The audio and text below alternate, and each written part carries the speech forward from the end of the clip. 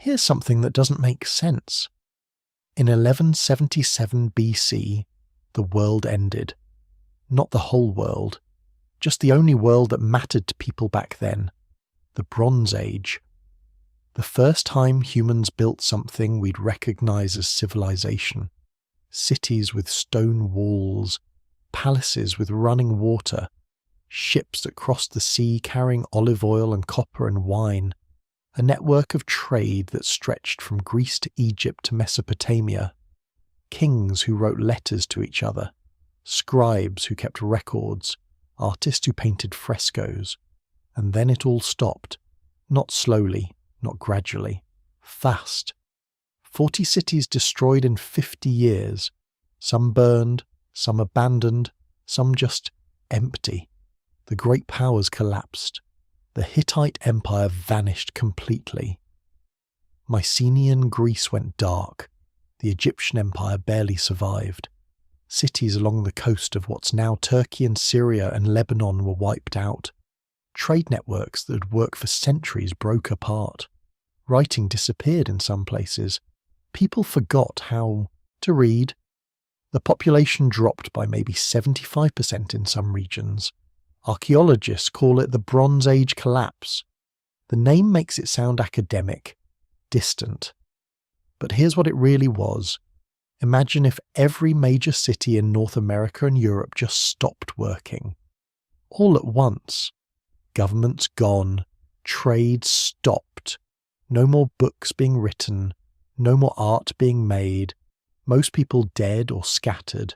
The survivors living in small villages, forgetting most of what their grandparents knew. That's what happened in 1177 BC, and nobody knows why. There are theories: earthquakes, drought, invaders called the Sea Peoples, economic collapse, systems theory, climate change, disease, probably all of it at once. But here's the thing that keeps me up at night. It took 3,000 years to build that world. Bronze Age civilization started around 3,300 BC. Slowly, carefully, humans figured out how to live in cities, how to write, how to make bronze, how to sail ships across open water, how to organize kingdoms, how to keep thousands of people fed. 3,000 years of progress, gone in 50. The survivors kept living. They had children. They farmed. They remembered some things. Stories about the old days when there were palaces and kings. Stories that would eventually become the Iliad and the Odyssey. But the world they knew was over. And it stayed over for 400 years. Historians call it the Greek Dark Ages. No writing, no cities, no trade. Just villages and oral tradition and the slow work of forgetting. What could destroy everything in 50 years? Before 1177 BC the world worked. Not the whole world. Most humans still lived in small groups, hunting, gathering, farming tiny plots of land. But around the Mediterranean something bigger had emerged. The Bronze Age kingdoms. Let me show you what that world looked like. Start in Egypt. The new kingdom is at its peak. Rameses III sits on the throne. His empire stretches from Nubia in the south to Syria in the north. Memphis has maybe 30,000 people. Thebes has even more. These aren't villages. They're cities with stone temples and markets and workshops where craftsmen make jewellery and furniture and weapons. Egyptian ships sail to Byblos in Lebanon. They bring back cedar wood, the best wood in the world for building. They trade grain and gold and linen. The ships come back loaded, now move north to the Hittite Empire. Their capital is Hattusa, in what's now Turkey. The city covers 400 acres. Stone walls 20 feet thick. 5 temples. A palace complex with its own water system. Archives full of clay tablets, treaties, letters, records of tribute. The Hittite king calls himself Great King. He writes to other great kings, the pharaoh in Egypt, the king of Assyria, the king of Babylon. They call each other brother. They arrange marriages, they trade gifts. They complain when the gifts aren't good enough. One letter survives. The Hittite king writes to the pharaoh. He's annoyed. The gold statues Egypt sent weren't solid gold, just gold-plated wood. He can tell because his craftsman checked. He wants real gold next time. That's the level we're talking about. Kings arguing about the quality of gold statues. Empires rich enough to care about details like that. Keep moving. Mycenaean Greece, not unified. Bunch of kingdoms. Mycenae, Tyrins, Pylos, Thebes. Each one has a palace. Each palace has scribes who write in Linear B.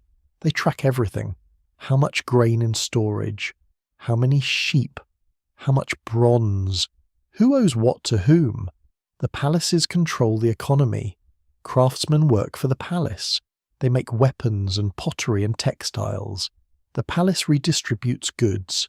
It's not exactly a market economy, more like a command economy. But it works. The population grows.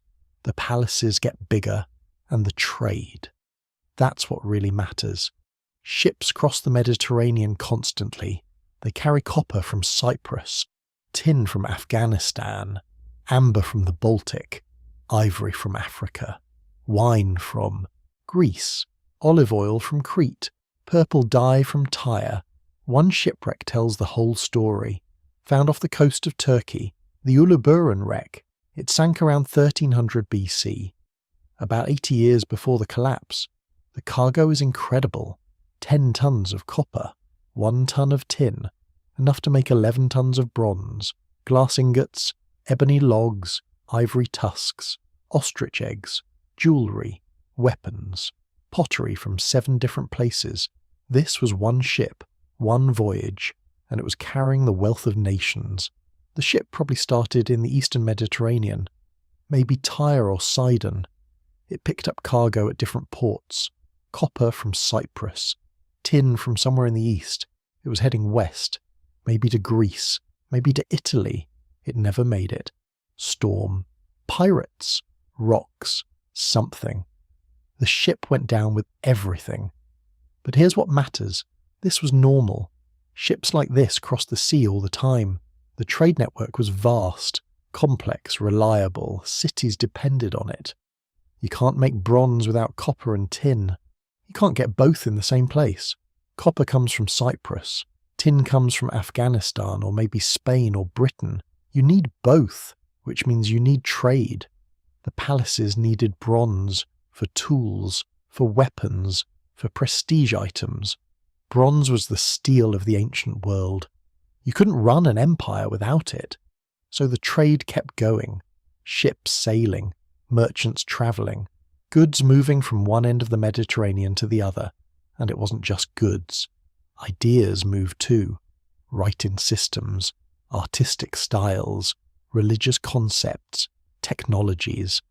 The palace at Pylos in Greece has frescoes that look Egyptian. The Hittites adopted Mesopotamian cuneiform. Egyptian scarabs show up in Greece. Greek pottery shows up in Egypt. This was a connected world. Not globalized like today, but connected. The elites knew about each other. They competed. They copied. They traded. They married each other's daughters. The common people probably didn't think about it much. A farmer in Greece didn't care about the Hittite king. But he used bronze tools. He might have worn an amber bead from the Baltic. His wife might have used Egyptian coal for eye makeup. The system worked because it was stable.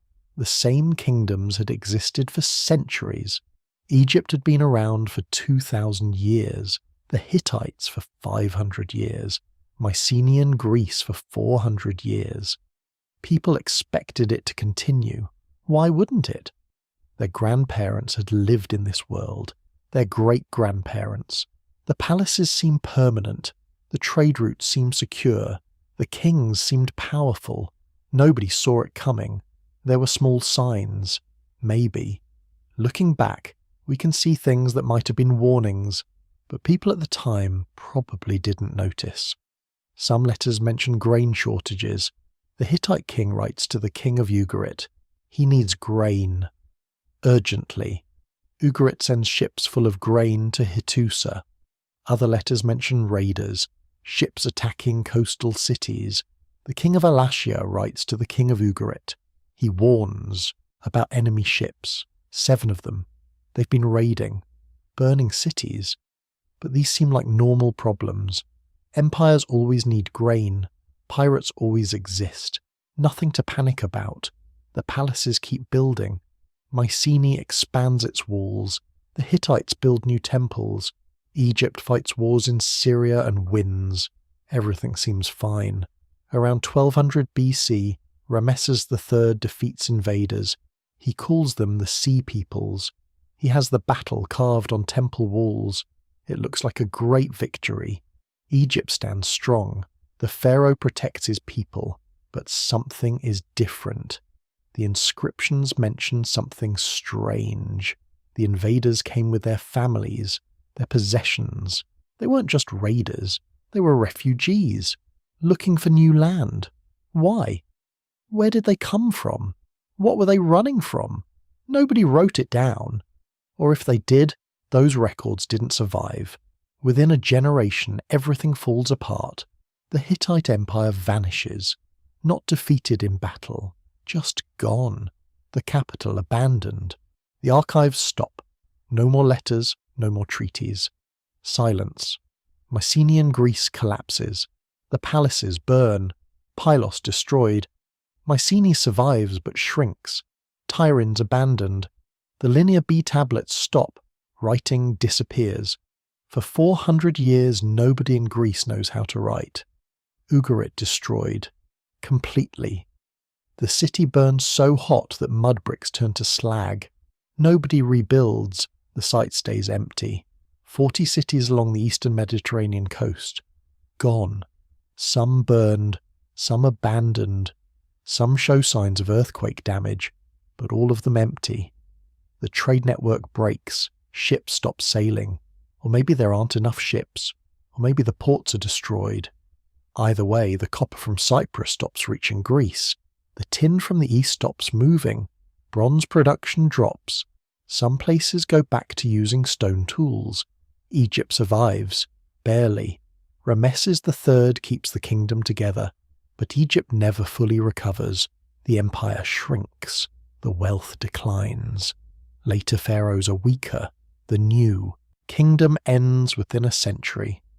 The world that existed in 1200 BC was gone by 1150 BC. 50 years. That's one lifetime, one generation. People who were children in 1200 BC were old in 1150 BC. They watched their world end. The palaces they grew up in were ruins. The trade they depended on was memory. The writing they learned was useless because nobody else could read anymore. What do you tell your children when that happens? How do you explain that everything you knew is over? That the world they'll inherit is smaller, poorer, darker than the one you were born into? The survivors adapted. They had to. They lived in villages instead of cities. They farmed. They raised animals. They told stories about the old days, about great kings and heroes and wars, stories that would eventually become the Iliad and the Odyssey. But the Bronze Age was over. The age of palaces and scribes and international trade. The age when kings called each other brother and argued about gold statues. That world believed it would last forever. It was wrong. We're all falling asleep to the same mysteries, just hours apart. Subscribe and tell me where you're from. Anyway, back to 1177 BC. The Golden Age didn't last. The palaces that seemed permanent weren't. The trade routes that seemed secure weren't. The kings who seemed powerful weren't. Something was coming. The first signs were already there. Small things, easy to miss, until they weren't small anymore. The cracks started small, easy to miss if you weren't looking. Around 1250 BC, something changed in the weather. Not everywhere, not all at once. But the climate shifted, drier, hotter in summer, less rain when crops needed it. In Syria, farmers noticed first. The harvest came up short, not a disaster, just less grain than usual. They adjusted, planted different fields, hoped next year would be better. It wasn't. The drought lasted 3 years in some places, 5 in others. Rivers ran lower, wells dried up, pastures turned. Brown earlier each summer. People moved, not far, just to where water still flowed. A village here, a town there, small migrations, the kind that had happened before. But this time, everyone was moving at once. Think about what that means. Picture a trade route. Merchants travel from Egypt to the Hittite Empire. They stop at the same towns every trip, buy food, rest their donkeys, trade news. Now those towns are half empty. The food's more expensive. The merchants who used to meet them there are gone, moved north or south, or just disappeared. The network starts to fray. In 1225 BC, a Hittite king writes a letter. We have it. Baked clay, preserved in ruins. He's writing to the king of Ugarit, a coastal city in what's now Syria. The letter is about grain. The Hittite king needs it. Desperately. His own harvest failed. His people are hungry. He's asking Ugarit to send ships loaded with grain. As much as they can spare, Ugarit writes back. They're sorry, they can't help. Their own grain stores are low. They're rationing what they have. This is new. These kingdoms had traded for centuries. They helped each other. That was the system. That was how it worked. Now the system was breaking. More letters survived from this period. More requests. More refusals. Kings begging for food, for copper, for wood, getting turned down, or getting less than they ask for. The tone changes too. Earlier letters are polite, formal, full of diplomatic language about brotherhood and friendship. These later letters are blunt, worried, sometimes angry. One king complains that a shipment arrived half empty. Where's the rest? Did someone steal it? Is this an insult? Another king writes that he sent gold but received nothing in return. He wants an explanation. Now. The trust was cracking, and then the earthquake started. We know this from archaeology. Layers of destruction in multiple cities, all from the same period, all showing the same pattern. Walls collapsed, buildings pancaked, storage jars shattered. The destruction is sudden, total, and it matches what earthquakes do. Troy was hit. Level 7A shows massive earthquake damage around 1250 BC. The famous city from Homer's poems. The walls came down, not from Greek warriors, from the ground shaking. Mycenae shows damage too, and Tyrins, and Pylos, all within a few decades of each other. The eastern Mediterranean sits on fault lines. Earthquakes happen, always have. But this period saw a cluster. Multiple major quakes in a short time. Cities rebuilt, they always did. But rebuilding takes resources, takes time, takes grain to feed the workers, takes copper for tools, takes wood for scaffolding. And all of those things were already running short. Here's what archaeologists found in Pylos. The palace there kept detailed records, clay tablets listing everything, how much grain in storage, how many sheep, how many bronze weapons, who owed what to whom. The final tablets show something strange. They're rushed, sloppy. The handwriting is bad, mistakes everywhere, like someone was writing fast, under pressure. One tablet lists coastal watchers, men assigned to watch the sea, to warn if ships approach. Another tablet inventories bronze, every scrap, even bronze from religious offerings. They're melting it down, making weapons. The last tablet mentions women and children being sent inland, away from the coast, to safety. And then the tablets stop. The palace burned. The tablets were baked hard in the fire. That's the only reason they survived. Nobody wrote anything after that. The scribes were gone, or dead, or they fled and never came back. Pylos was never rebuilt. The ruins sat empty. For 400 years nobody lived there. This pattern repeats. Ugarit on the Syrian coast, prosperous city, major port, beautiful palaces. The last level shows frantic preparation, weapons stockpiled, valuables buried, then destruction, fire, abandonment. Last king of Ugarit wrote a letter. It was found in the ruins. He's writing to the king of Cyprus, asking for help.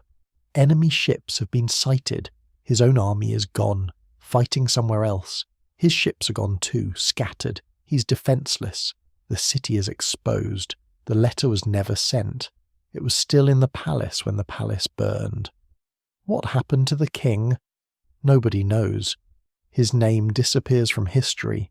The Hittite Empire shows the same pattern. Their capital, Hattusa, was enormous. Massive walls, grand temples, archives full of treaties and letters and laws. Around 1200 BC they abandoned it, just walked away. The city wasn't destroyed by enemies, it was deliberately emptied. The government collapsed from within. The last Hittite texts mention food shortages, rebellions in the provinces, trouble on the borders, then silence. The empire that had lasted 450 years vanished in a generation. Egypt survived. Barely. Rameses III fought off invasions, multiple invasions. He recorded them on temple walls, images of battles, foreigners with strange weapons, ships with bird-headed prows, armies of mixed peoples. He calls them the Sea Peoples. We still use that name, but it doesn't tell us much. Who were they? Where did they come from? The images show different groups, different clothes, different ships. Maybe they weren't one people. Maybe they were refugees, survivors from collapsed kingdoms, pirates, mercenaries, displaced farmers turned raiders. Egypt beat them back. But the cost was enormous. The treasury was drained. The army was exhausted. The trade network was gone. There was nobody left to trade with. After Rameses III, Egypt declined. Slowly. The empire shrank. The power faded. They survived. But they never recovered their golden age. Here's what's haunting about this period. The collapse happened fast. But the warning signs were there for decades. The drought, the failed harvests, the fraying trade networks, the desperate letters, the earthquakes, the stockpiling of weapons, the coastal watchers. People saw it coming. They tried to prepare. They asked for help. They made plans. It didn't matter. The system was too fragile, too interconnected. When one part failed, everything failed. The Bronze Age world was like a rope made of many strands. Each strand was strong, but they were wound together, dependent on each other. Egypt needed copper from Cyprus. Cyprus needed grain from Egypt. The Hittites needed both. Ugarit needed everyone. When the rope started to fray, you couldn't just replace one strand. The whole thing unravelled, and once it started, nobody could stop it. The cracks became breaks. The breaks became collapse. The collapse became darkness. They came from the sea. At least that's what the Egyptian records say. The temple walls at Medinet Habu tell the story, carved in stone. Ramesses III commissioned them around 1177 BC. The images show ships with bird-headed prows, warriors with horned helmets, chariots, oxen, pulling carts loaded with families, women and children mixed with fighters. The inscription calls them the foreign countries who conspired in their islands. They came by land and sea. They destroyed everything in their path. Hatti fell, so did Kode, Karkemish, Azawa, Alashia, one after another. The names mean nothing now, but these were kingdoms, major powers. They had armies, fortified cities, trade networks. They weren't weak. They fell anyway. The Egyptian text describes the invasion. The foreign countries made a conspiracy in their islands. All at once the lands were removed and scattered in the fray. No land could stand before their arms. Read that again. No land could stand before their arms. These weren't raids. This was something bigger. A migration maybe, or multiple migrations happening at once. Groups of people moving together, bringing everything they owned, fighting anyone who got in the way. The images show details. The ships are different from Egyptian ships, higher prows, different rigging. The warriors carry round shields, long swords. Some wear kilts with tassels. Others wear different clothes entirely. They're not uniform, not one people. The Egyptians list different groups: the Peliset, the Cheka, the Shekelesh, the Denyen, the Weshesh. 5 main groups, maybe more, each one distinct, each one dangerous. Who were they? That's the question that haunts this whole story. Some scholars think the Peliset became the Philistines, the ones from the Bible. They settled in Gaza after Egypt defeated them. The pottery found in Philistine sites matches pottery from the Aegean, from Greece, from the Mycenaean world. Maybe they were refugees from the collapsed Mycenaean kingdoms, warriors without homes, families fleeing disaster. They needed somewhere to go, so they went south, toward Egypt, toward the last functioning empire. The Shekelesh might have been from Sicily. The name sounds similar, but that's speculation. We don't know. The Denyen might have been from the Greek city of Danos. Again, maybe. The evidence is thin. Here's what we do know. They arrived in waves, multiple attacks over several decades. The first wave hit around 1207 BC. During the reign of Rameses III's predecessor. That attack was beaten back, but they returned, stronger, more organised. The second wave came around 1177 BC. This time they brought everything: families, livestock, carts full of possessions. This wasn't a raid, this was a migration. They moved down the coast, through what's now Turkey, through Syria, through Lebanon, destroying cities as they went. Ugarit fell to them, or fell during the chaos they caused. The city burned, the palace collapsed. Bodies were left in the streets. Nobody rebuilt it. The same pattern repeated down the coast, city after city. Some fought, some surrendered, some were just abandoned before the invaders arrived. By the time they reached Egypt, they'd carved a path of destruction through the entire eastern Mediterranean. Rameses III met them at the mouth of the Nile. The battle scenes carved at Medinet Habu show the fight. Egyptian archers on ships, arrows raining down, enemy ships capsizing, warriors drowning, bodies in the water, on land, Egyptian chariots charge, infantry with spears. The invaders fight back, but they're losing. The carvings show Egyptian victory, prisoners being led away, piles of severed hands. That's how Egyptians counted enemy dead. By cutting off their hands, Egypt won, but barely. The cost was enormous. The treasury was drained. The army was exhausted. Trade was gone. There was nobody left to trade with. The network had collapsed. And here's the thing that bothers me about this story. The Sea Peoples won almost everywhere else. They destroyed kingdoms, toppled empires, burned cities that had stood for centuries. But we don't know what happened to them after Egypt. Some settled in Canaan, the Philistines. We know about them. But the others, the Cheka, the Shekelesh, the Denyen, the Weshesh, they vanish from the record, just like the kingdoms they destroyed. Maybe they settled somewhere, blended in, lost their identity. Maybe they kept moving, scattered, died out. Or maybe they were never really one thing to begin with. Think about what a collapse looks like, not from the perspective of kingdoms, from the perspective of normal people. Your city is starving. The harvest failed 3 years running. The king demands taxes anyway. He needs bronze for weapons, grain for soldiers. The enemy is coming. Or maybe there is no enemy. Maybe it's just chaos. You leave. What choice do you have? You take your family. Your neighbours come too. You join other refugees on the road. More people from other towns, other cities. You need food. You need safety. You find a village. They won't share. They don't have enough for themselves. You take what you need, by force if necessary. Now you're raiders, not because you wanted to, because you had to survive. You keep moving. Join other groups.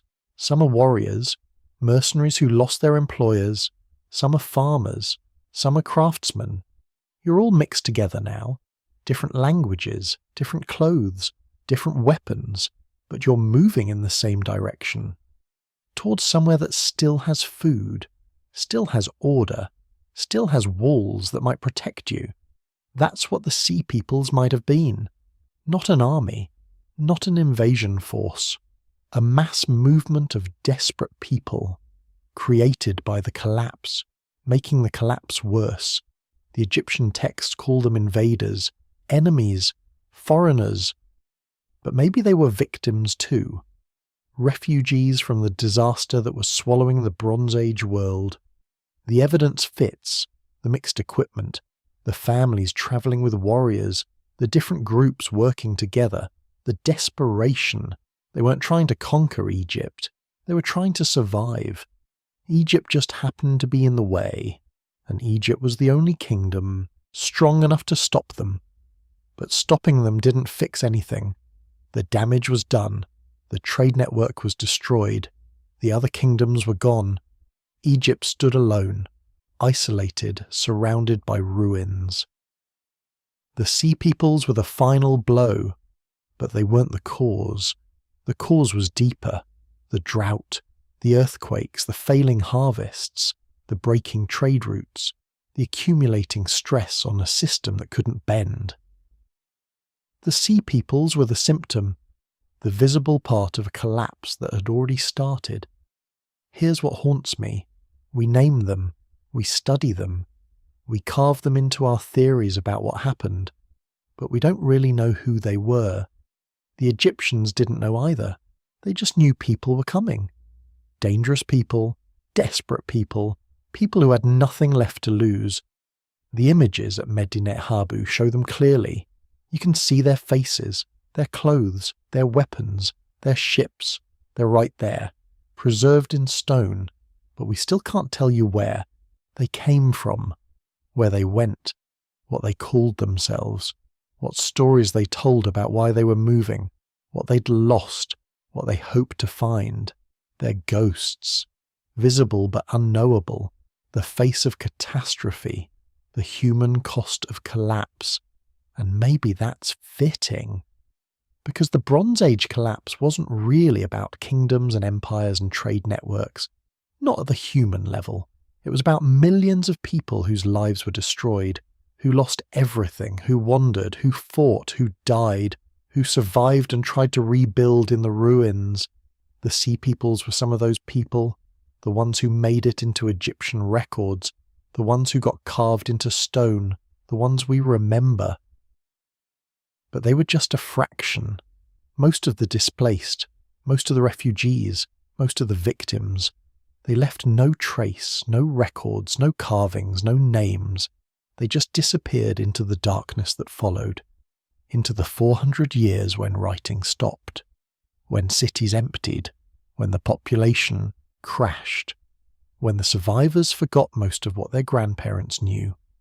The Sea Peoples attacked Egypt in 1177 BC.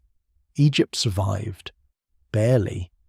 But the world they'd known, the Bronze Age world, the interconnected network of kingdoms and trade and culture, that world was already gone. The Sea Peoples were just the last ones to realize it, the last ones still moving through the ruins, looking for something that didn't exist anymore, a world that worked, a world that made sense, a world where you could plan for tomorrow.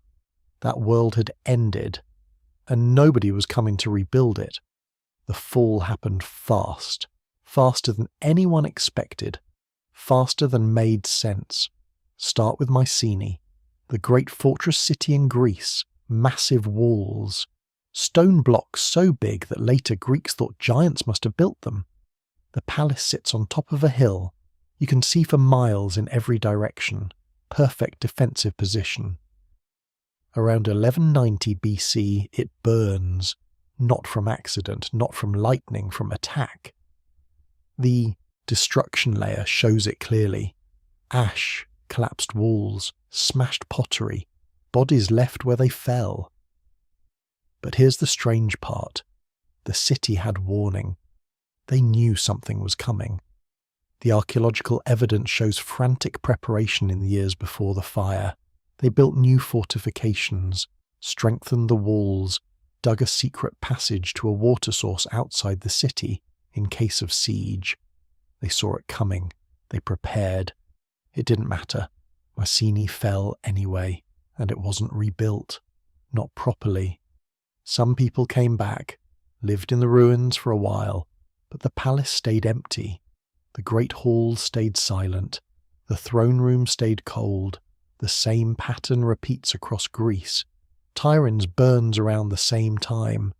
Pylos burns earlier, maybe 1180 BC. Thebes survives longer but shrinks. The population drops by 75% or more in some regions. These weren't weak cities. They had armies, professional soldiers, bronze weapons, chariots, stone walls 20 feet thick. They'd defended themselves before, against raiders, against rivals, against threats they understood.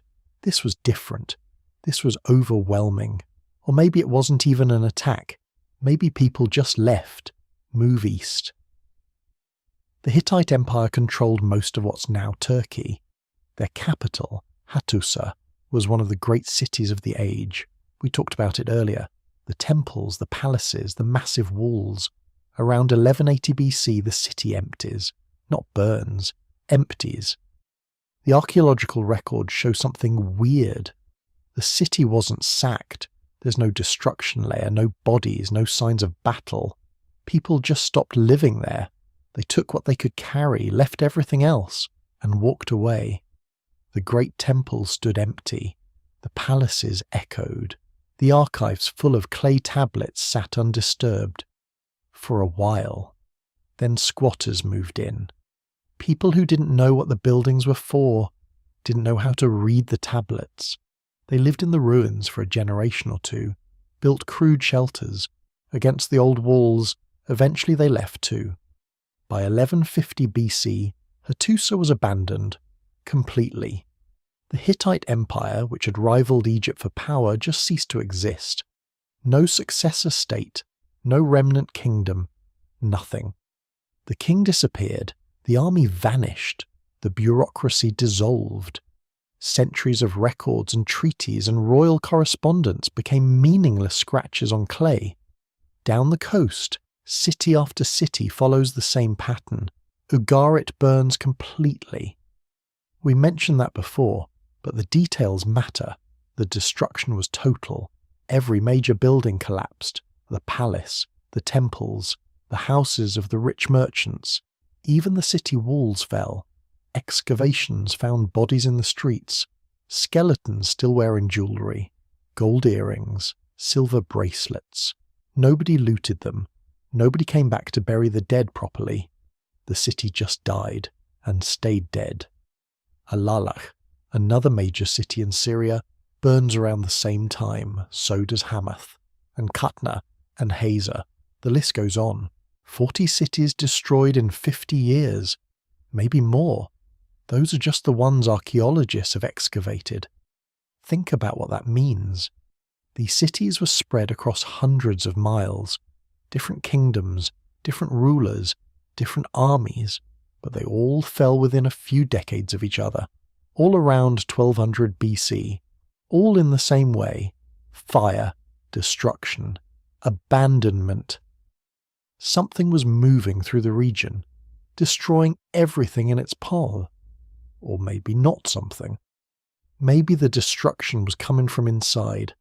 Cities tearing themselves apart, populations fleeing, governments collapsing under their own weight. We don't know. The cities can't tell us. They just show the results. Ash layers, collapsed walls, empty streets. Egypt survived. Barely. But even Egypt felt the pressure. Rameses III fought off the Sea Peoples. We covered that. But the cost was enormous. The military campaigns drained the treasury. The loss of trade partners crippled the economy. The empire shrank, pulled back, focused on defending what it had left. After Rameses III died around 1155 BC, Egypt entered a long decline. The new kingdom limped on for another century. But it was never the same. The Golden Age was over. The pharaohs who came after were weaker, poorer, less able to project power beyond Egypt's borders. By 1070 BC, even Egypt fractured. The country split into rival kingdoms. North and south, the unified empire that had lasted for centuries broke apart. Look at what disappeared. The palace economies collapsed first. These were centralized systems. The king owned everything, controlled everything, distributed everything. Scribes kept detailed records. How much grain in storage, how much bronze in the workshops, how many workers assigned to each task. When the palaces burned, those systems died. Nobody knew what was where. Nobody could organize production. Nobody could collect taxes or distribute rations. The whole structure fell apart. Writing disappeared in most places. Not everywhere. Egypt kept writing. So did Mesopotamia. But in Greece, writing vanished completely. The linear B script used for palace records was forgotten. For 400 years, nobody in Greece could read or write. That's not just losing a technology. That's losing the ability to keep records, to send messages, to preserve knowledge. Everything had to be remembered, passed down orally, and oral traditions lose details. They change, they simplify. The population crashed. Settlements that once housed thousands shrank to villages of hundreds, or less. The countryside emptied. People clustered in defensible positions, hilltops, islands, places where small groups could protect themselves. Trade stopped. The networks that connected Egypt to Greece, to Anatolia, to the Levant just ceased functioning. Ships stopped sailing. Merchants stopped travelling. The flow of tin and copper that made bronze stopped moving. Without bronze, you can't make tools, can't make weapons, can't make the things that made Bronze Age civilization possible. Some places started using iron instead, but iron technology was new, primitive. The quality was terrible at first. The few objects that survived from the Dark Age that followed are crude, simple, nothing like the sophisticated craftsmanship of the Bronze Age. The skills were lost. The master craftsmen died or fled. Their apprentices never learned properly. Art declined. The beautiful frescoes of Mycenaean palaces disappeared. The intricate jewellery, the carved ivory, the painted pottery, all gone, replaced by simple geometric patterns, basic shapes, the kind of decoration anyone could do without training. Here's what gets me. The speed. Bronze Age civilization took 2,000 years to build. From the first cities around 3,300 BC to the height of the Late Bronze Age around 1300 BC. 2,000 years of slow accumulation, knowledge building on knowledge, skills passed from master to apprentice, trade networks expanding, cities growing, empires rising. All of it collapsed in maybe 2 generations, 50 years, maybe less. A person born in 1200 BC would have grown up in a world of palaces and trade and writing and art. By the time they were old, all of that was gone. Ruins, memories, stories about how things used to be. Their grandchildren would grow up in villages, never seeing a palace, never learning to read, never travelling beyond a day's walk from home. The world had shrunk, contracted, simplified, and nobody wrote down what it felt like. No chronicles of the collapse, no histories explaining what happened. The people who could write were dead or scattered. The palaces where they worked were ashes. We're left with archaeology, layers of destruction, abandoned cities, broken pottery, the silent evidence of catastrophe. The dominoes fell in sequence, but also all at once. Each collapse made the next one more likely. Each broken trade route made the network weaker. Each abandoned city meant fewer places to flee to. Each destroyed harvest meant more refugees, more pressure, more desperation. The system couldn't absorb the shocks. It was too interconnected, too specialized, too dependent on everything working smoothly. When one part failed, the stress spread, like cracks in glass. One break leads to another, then the whole thing shatters. By 1150 BC, the Bronze Age world was gone, replaced by something smaller, simpler, poorer. The Dark Age had begun, and it would last 400 years before civilization started to rebuild. 4 centuries of darkness, of forgetting, of survival. The descendants of Bronze Age kings lived in villages, told stories about the great palaces their ancestors built, but they couldn't read the tablets, couldn't understand the technology, couldn't recreate what was lost. The world had to start over, almost from scratch, building new kingdoms, new trade routes, new forms of writing, new ways of organizing society. But that came later, much later. First came the darkness, the silence, the ruins. The dominoes had fallen, and nobody could stand them back up. So who destroyed the cities? The obvious answer is the sea peoples, the raiders from the Egyptian records, the warriors with horned helmets who came by ship and chariot. But here's the problem with that theory. It's too simple, too neat, and the evidence doesn't quite fit. Start with the most basic question. Who were they? The Egyptian texts give names: the Peliset, the Checker, the Shekelesh. But names don't tell us much. Where did they come from? Why did they move? What made them so dangerous? Some scholars say they came from the Aegean, from Greece or the islands around it. The pottery evidence supports this. Sites where the Peliset settled show Greek-style pottery, the kind made in Mycenae and other Greek cities. But wait. Mycenae was collapsing at the same time. The palaces there were burning too. So were the sea people's refugees from Greece, people fleeing their own collapsing. Civilization? That would explain why families came with them.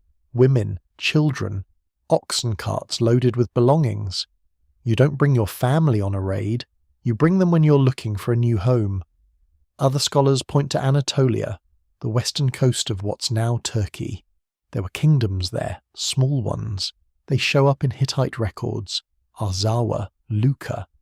The Hittites fought them sometimes, made treaties with them other times. When the Hittite Empire collapsed, those kingdoms would have been freed. No more tribute to pay, no more Hittite armies to fear. Maybe they saw an opportunity, moved south, attacked the wealthy coastal cities. But that doesn't explain the scale. These weren't just border raids. 40 cities fell, kingdoms disappeared. That takes more than a few freed vassals looking for plunder. Here's another theory: climate refugees. We know the drought was bad. We know it lasted years, maybe decades in some places.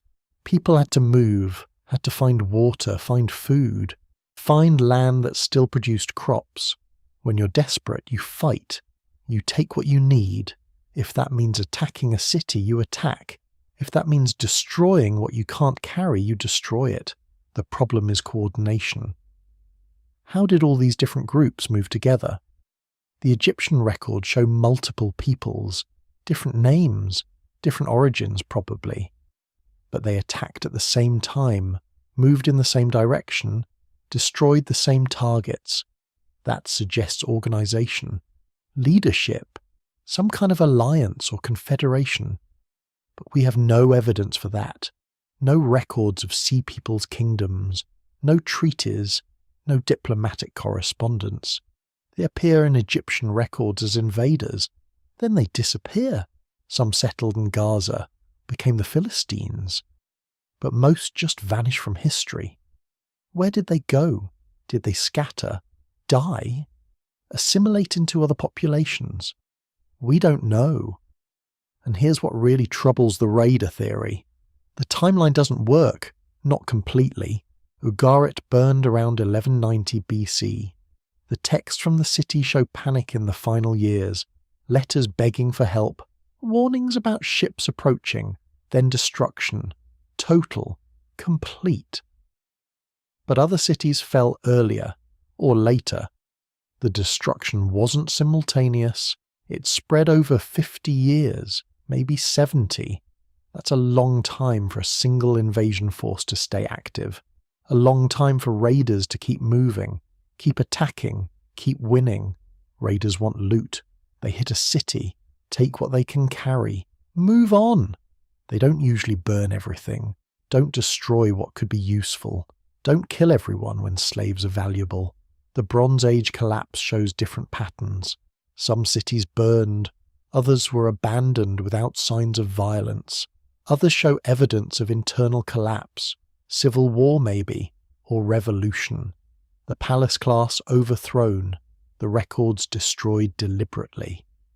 That suggests the Sea Peoples weren't the only problem, maybe not even the main problem. Look at the Hittite capital. Hattusa didn't burn, it emptied. People left, took what they could, walked away. No battle, no siege, no invaders forcing them out. Why would they leave? Maybe the government collapsed, maybe the king died without an heir, maybe the bureaucracy fell apart. The palace economy stopped functioning. Without central organisation, the city couldn't feed itself, couldn't distribute resources.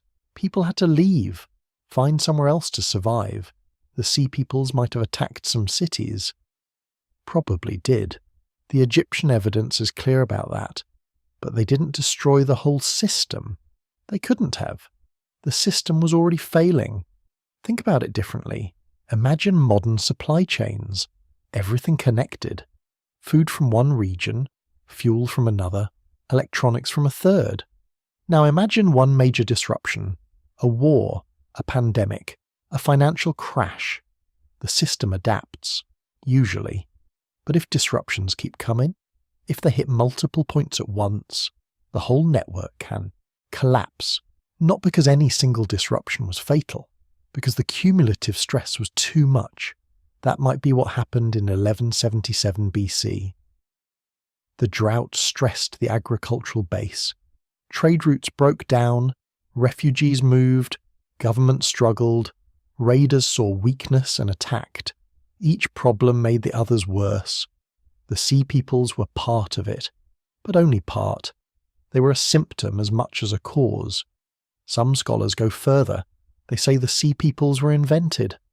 Not literally, but exaggerated. Rameses III needed a victory, needed to show Egypt was strong, unconquerable. So he took credit for defeating a massive invasion. The reliefs at Medinet Habu show him winning, crushing the foreign hordes, saving Egypt. But maybe the actual battles were smaller. Maybe the conspiracy in their islands was just normal raiding, amplified in royal propaganda. That feels too cynical to me. The destruction was real. The cities really burned. The kingdoms really fell. Something happened. Something big. But the raider theory has holes. Big ones. It explains some of the evidence, not all of it. Not the abandoned cities. Not the long timeline. Not the economic collapse that preceded the attacks. We want a simple answer. A clear villain. The Sea Peoples fit that role.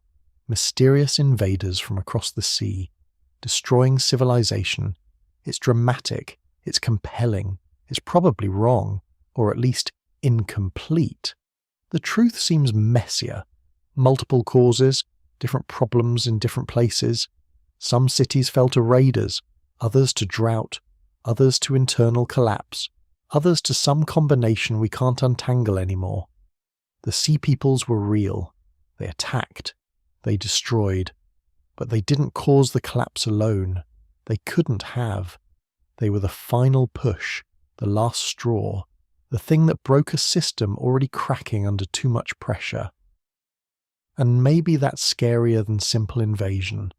It means there was no single enemy, no clear threat to fight, just cascade of failures, each one making the next more likely, until everything fell apart. The dominoes were already wobbling. The sea peoples just knocked over the first one. Now let's talk about something a lot of people miss when they think about why everything collapsed, the climate. Not just a single bad year or one failed harvest, but a stretch of years where the weather changed in ways that nobody saw coming. This is where things get interesting, because unlike a simple invasion or a single earthquake, climate is everywhere. It touches every kingdom, every farm, every person. It's slow at first, almost invisible, but over time it can break even the stronger societies. Picture a farmer in a small village. For generations his family has grown barley and wheat. The seasons have a rhythm. Plant in the fall, pray for rain, harvest in the spring. One year the rains come late. The crops are thin. People grumble, but they manage. The next year it's even drier. Wells are lower than anyone remembers. The river near the fields shrinks. The yield drops again. Now people are worried. They plant extra, hoping for a better year. But the third year is the worst yet. The ground is cracked. The grain heads are empty. Animals grow thin, struggling to find grass. This isn't just a story. Scientists have found evidence in ancient pollen samples in lake beds and caves. In some places, the trees that grew there for centuries suddenly vanish from the record. The plants that replace them are tough, scrubby, built for dry weather. In mud from dried-up lakes you see layers that show a sharp drop in rainfall around 1200 BC. Not just for a season. This was a drought that lasted many years. Letters from the time mention hunger and requests for food. Kings write to each other asking for help. "Send grain," one message pleads. "My people are starving." Another letter says, "I have no seed corn left. My land cannot feed my city." These are not just local problems. The same struggle shows up from Greece to Egypt. Now think about what happens when you depend on other places for food. Trade was the lifeline of these kingdoms. Egypt might send grain north, or a city by the sea might ship wine and olive oil inland. But if everyone is struggling, nobody has extra. The ships stop coming, the markets go quiet, people start moving, searching for better land or just something to eat. Archaeologists even found abandoned fields where irrigation channels were left unfinished, like the workers just walked away. In the ruins of towns, storage jars stand empty. No grain, no olives, nothing. Some buildings were never rebuilt. Others show signs that people tried to hang on, patching walls, digging new wells. But it wasn't enough. Over time, whole regions just fade from the map. What's fascinating is that climate doesn't destroy a city directly. There's no fire, no army at the gates. Instead, it slowly eats away at the things that keep life going. Food, water, order. As crops fail, people grow desperate. Some leave, some fight over the scraps. Civil wars and uprisings become more common. Governments that once seemed unshakable start to break down. And here's the thing. The rich and powerful feel it too. The palaces had stores of food, but even those run out if the drought keeps going. Officials argue over who gets what. Soldiers demand pay. If the king can't feed his army, loyalty disappears. The chain of command weakens. The whole system starts to wobble. Now imagine this isn't just happening in one city. It's a wave rolling across the land, one kingdom after another, facing the same crisis. Some try to ride it out by tightening control, demanding more from their people. Others try to trade for what they need, but soon no one has anything to spare. The web of connections that held the world together starts to snap. You see this in the records left behind. A king in Ugarit writes a desperate note to a neighbouring city begging for grain. He gets an answer. Sorry, we can't help. We're starving too. In Egypt, officials record shipments of food sent up the Nile, but the amounts get smaller each year. There are hints in the art, scenes of thin cattle, of people hunting for wild plants, of shrines to the gods asking for rain. Meanwhile, as people grow hungry and scared, they start to move. Families pack up what they can carry and walk to the next valley or the next city, hoping for better luck. Some end up on the coast, where fishing is still possible. Others head for riverbanks or places where springs haven't dried up. But the crowds keep growing and nobody has enough. This is where violence starts to creep in.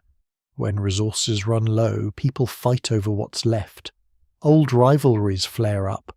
Small disputes turn deadly. In some places, the local leaders lose control. Law and order break down. Bands of hungry people become raiders themselves, attacking farms or caravans just to survive. But it's not just about food. When the climate shifts, it changes everything. Farmers can't rely on the old planting times. Shepherds can't find grass for their flocks. Craftsmen can't sell their goods because nobody has money to spend. Priests lose their authority when prayers for rain go unanswered. The old ways stop working. You can see it in the way cities shrink. The rich neighbourhoods are abandoned first. People with enough money or power leave early. The poor stay behind, hoping things will turn around. Sometimes they do, for a year or two. Then another dry season hits, and more people disappear. In some places, people built new walls trying to protect what was left. In others, they tore down the old temples for building stones. You find signs that people were eating whatever they could find, wild plants, even the bones of animals that died from hunger. Now, let's talk about how this connects to the bigger picture. When you look at all the evidence, the pollen, the letters, the abandoned villages, it lines up with other changes. The trading ships stop coming. The big markets go quiet. Fewer luxury goods move around. The old alliances between kings fall apart. Everyone is looking out for themselves, and this is where the dominoes start falling faster. When one kingdom falls, it puts pressure on the ones nearby. Refugees show up at the city gates asking for help. Sometimes they're let in. Sometimes they're turned away. When enough desperate people gather, they might try to take the city by force. The climate theory helps explain why everything unravelled so quickly. Not because one bad harvest is enough to topple a kingdom, but because a string of bad years wears down everyone. It wears down the leaders, the farmers, the traders. Hope fades, and with it, the energy to keep rebuilding. The world that once seemed stable starts to feel fragile. Some scientists think the droughts were caused by changes in the weather system over the Mediterranean. Maybe cooler. Temperatures in the Atlantic meant fewer storms reached the land. Or maybe volcanic eruption somewhere else in the world changed the climate for years. Whatever the cause, the result was the same: less rain, less food, more fear. And here's what fascinates me. People tried everything they could think of. They built new wells, dug deeper for water, switched crops, even moved entire towns. But sometimes all the effort in the world can't turn the weather back. Sometimes it just keeps getting worse. There are signs of prayers and sacrifices, temples with offerings left behind, sometimes in a hurry, carvings that show people asking the gods for help.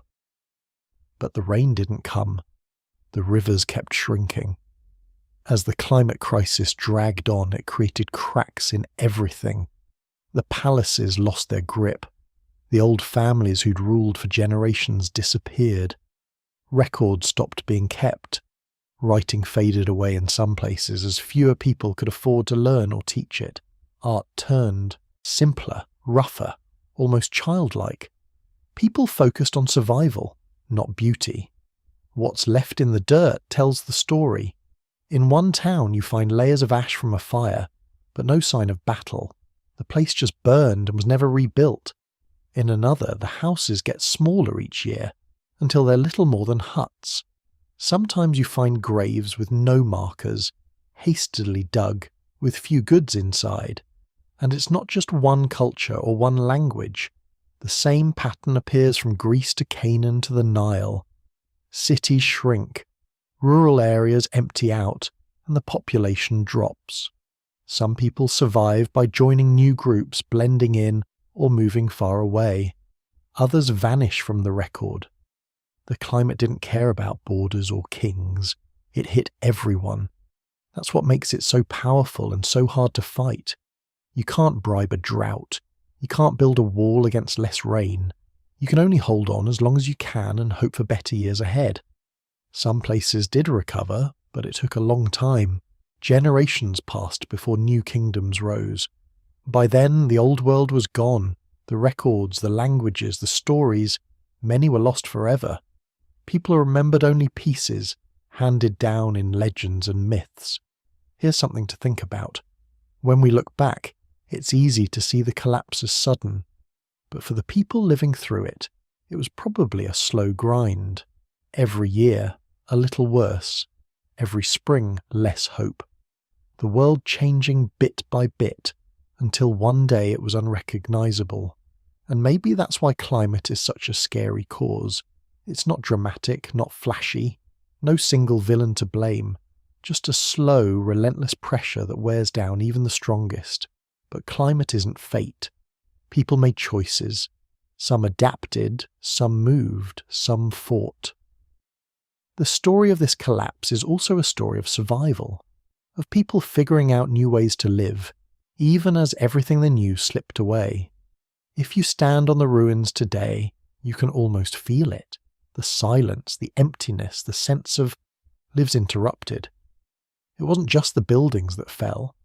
It was a way of life, a sense of order, a belief that the world made sense.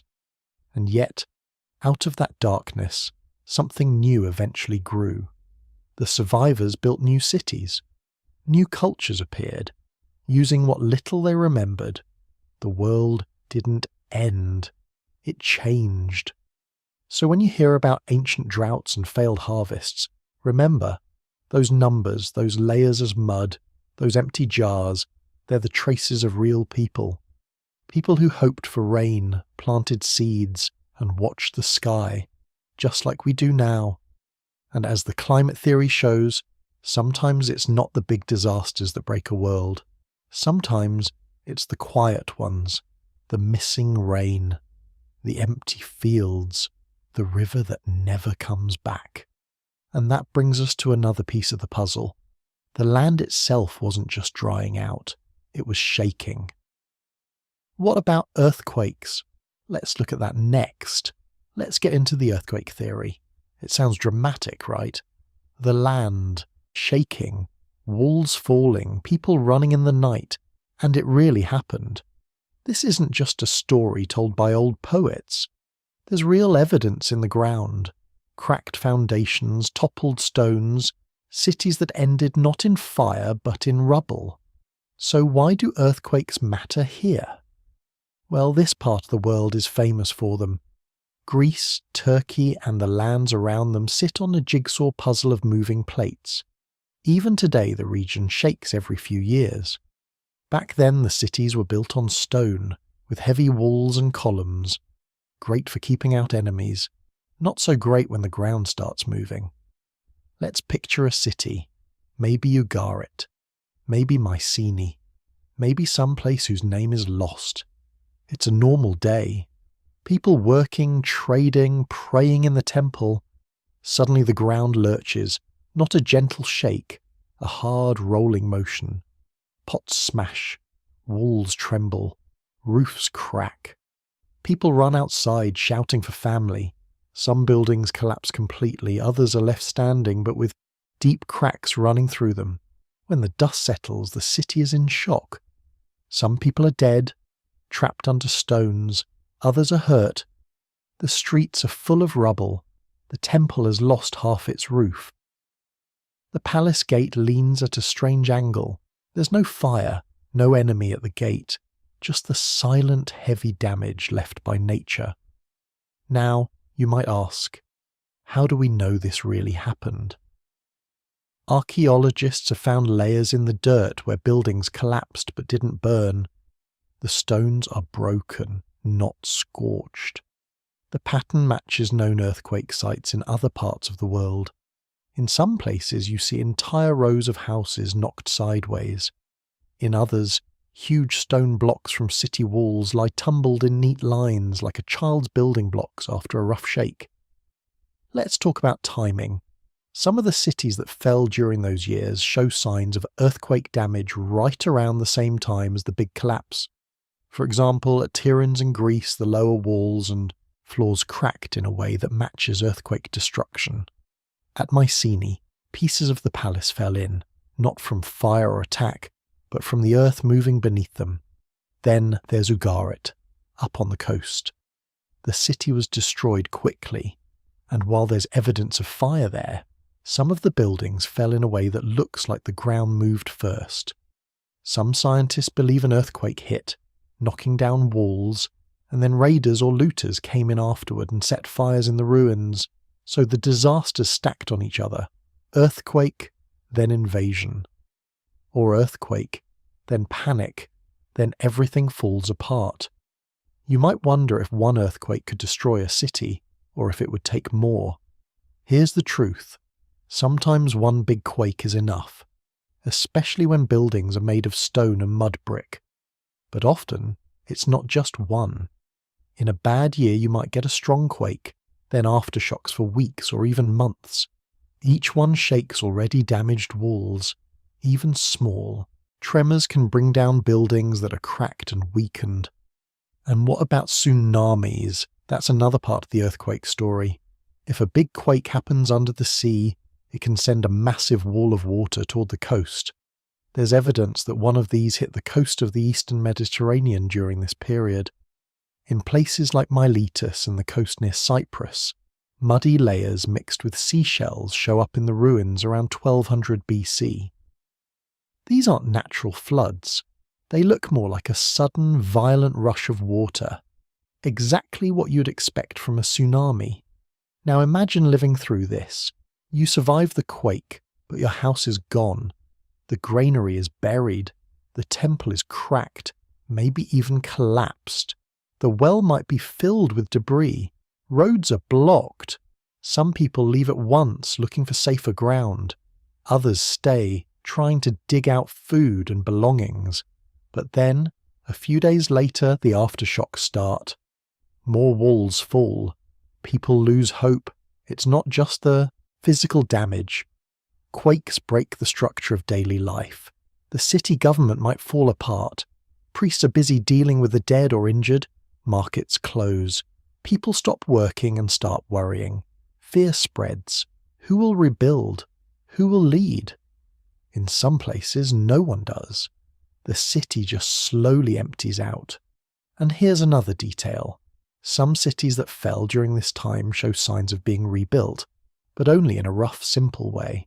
The grand palaces are left in ruins. New houses are small, made from whatever stones are left.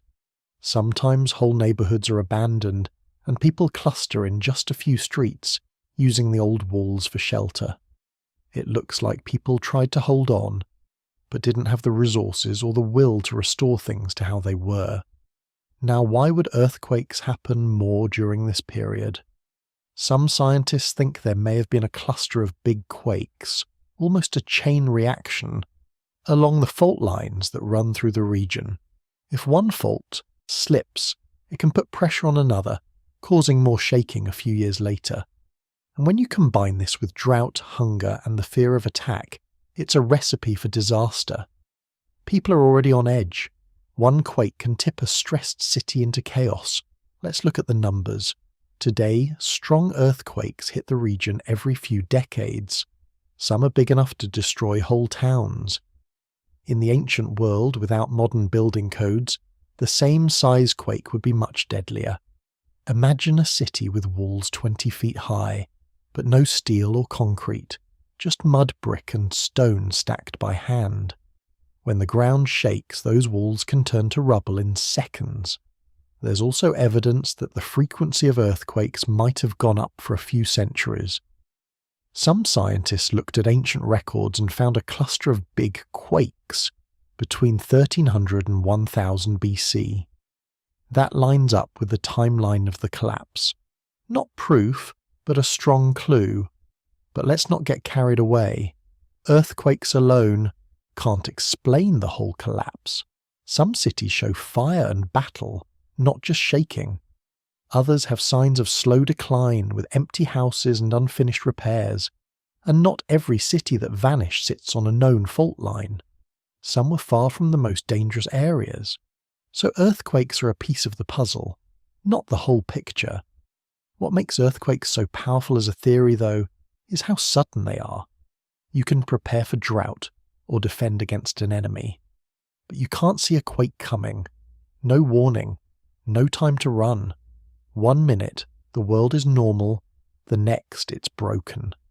That shock, both physical and emotional, can break a city's spirit almost overnight.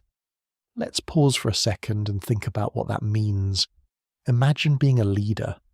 You're trying to keep your people safe through years of bad harvests. You're worried about raiders, about trade drying up.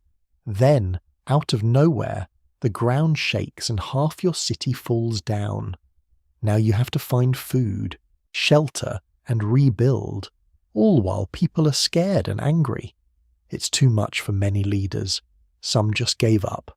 Some died in the chaos. Sometimes the survivors would move away. Maybe they found a safer spot or joined another group. Other times they tried to rebuild, but it never really worked. The city shrank. The palaces and temples stayed empty. The memory of the quake lived on. Maybe in stories, maybe as a warning scratched onto a wall.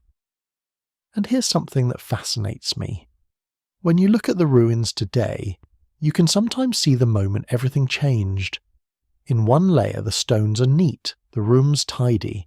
Then, in the next, they're jumbled, broken, with no sign of fire or battle. Just collapse. It's like history stopped in a single moment. A normal day cut short by a force nobody could control. There's another piece to this. In some places, people seem to have blamed the gods. After a quake, they left offerings at ruined temples, sometimes valuables, sometimes food. Maybe they hoped a gift would stop the shaking, or maybe they just needed to do something, anything, to feel like they had a little control. What does all this mean for the bigger story? Earthquakes didn't just smash buildings, they broke trust. Trust in leaders, trust in the land itself. If the earth can't be counted on, what can? Add this to years of hunger, to fear of outsiders, to lost trade, and you get a world that feels dangerous on every side. And here's where the theories start to overlap. What if a city is hit by a quake during a bad drought? Food is already scarce. Now the storage jars are broken, the wells are blocked. People can't count on help from neighbours because everyone is struggling. The shock of the quake might be the final straw, the thing that pushes families to leave or leaders to lose control. Some scholars think earthquakes also made it easier for invaders. Picture a city with damaged walls, open gates, and leaders distracted by disaster. Raiders don't need to fight as hard. They just walk in and take what they want. Or maybe the survivors leave the city open, hoping someone will help them rebuild. Instead, they get conquered. It's important to say too that some cities recovered. There are places where people rebuilt, where life went on. But the new cities were smaller, poorer, less grand. The memory of the shaking stuck around. Some cultures even built new temples on top of the ruins, maybe to show they could start again. So, what can we learn from all this? Earthquakes are a classic example of how nature can change history in an instant. You can prepare all you want, build the strongest walls, and still lose everything in a heartbeat. That's scary to think about. But it's also a reminder of how people keep going. Even after disaster, some try to rebuild, to start over, to hope again. Looking at the ruins, it's easy to feel far away from these people. But they dealt with the same fears and hopes we have now. They trusted the ground beneath their feet until it betrayed them. They tried to pick up the pieces, to keep families together, to survive. So, was it earthquakes alone that ended the old world? Almost certainly not. But they played a part. They made bad situations worse. They added chaos to a world already under pressure. And in some places, maybe they were the last blow. A force nobody could see coming, but one that changed everything in a single, unforgettable moment. And that brings us to an even bigger question. Maybe it wasn't just earthquakes.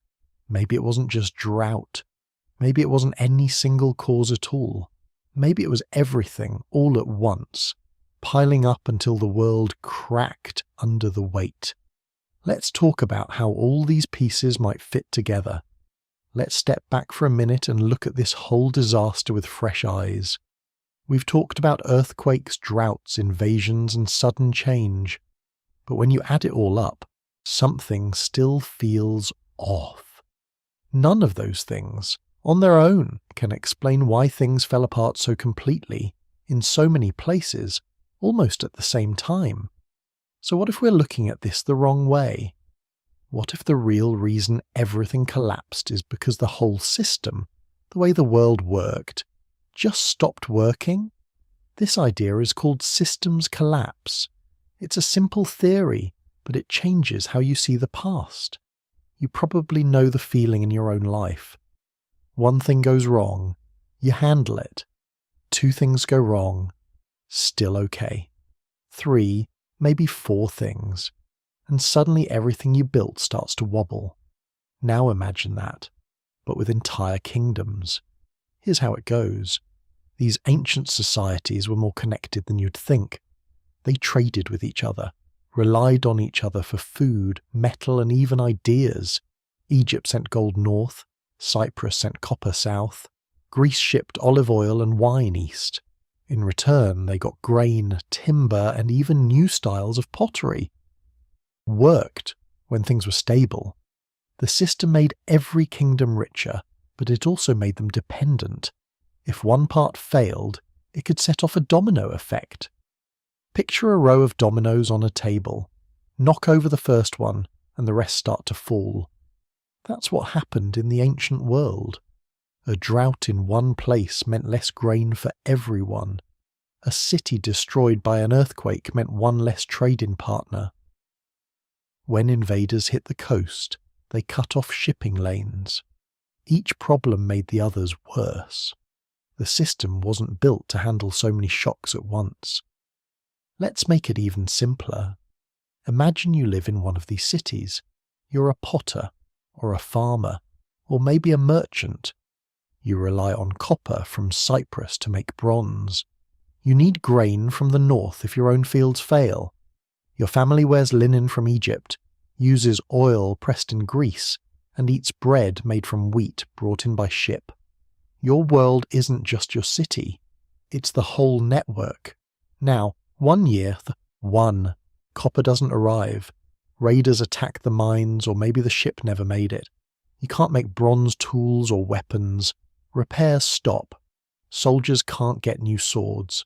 Farmers can't get new plows. At the same time, the weather shifts. Your own harvest is small. You need to buy grain, but the price has doubled. The traders are nervous. They don't want to risk their ships on a dangerous journey. Suddenly, even simple things become hard. That's the heart of systems collapse. It's not just one disaster. It's the way all the problems pile up until nobody can manage them anymore. Leaders who could handle one crisis at a time get overwhelmed when everything hits at once.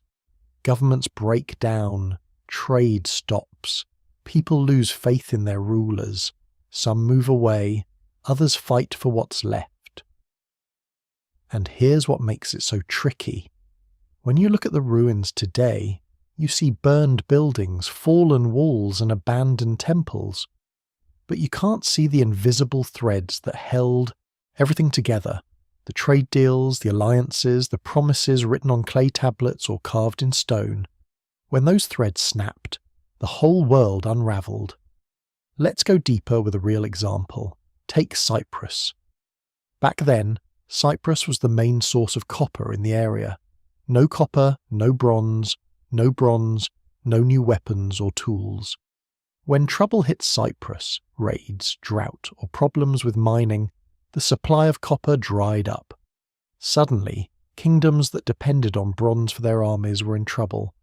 Blacksmiths couldn't make swords, farmers couldn't fix their ploughs, soldiers went into battle with old, dull weapons.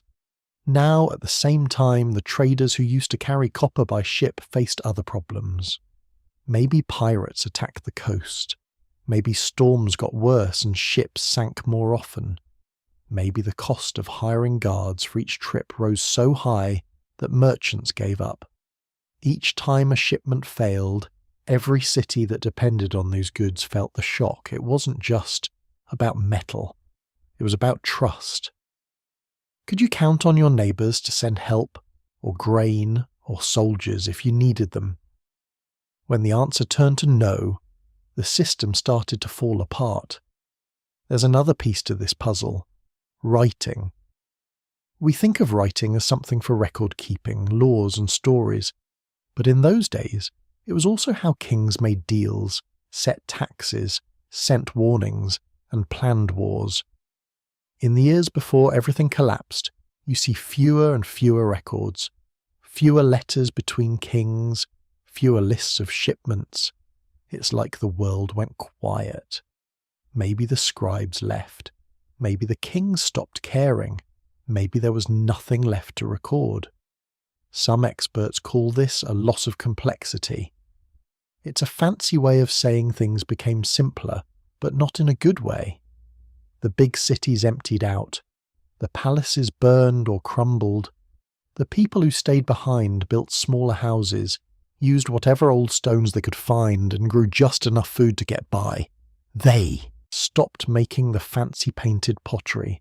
They stopped carving huge statues. It's not that they forgot how. They just didn't have the time or the resources anymore. Life shrank down to the basics: food, shelter, safety. Think about what this means for the people living through it. Imagine a child growing up in a city filled with tall walls and grand halls. By the time they're an adult, those walls are broken, the palaces are empty, and the city is half deserted.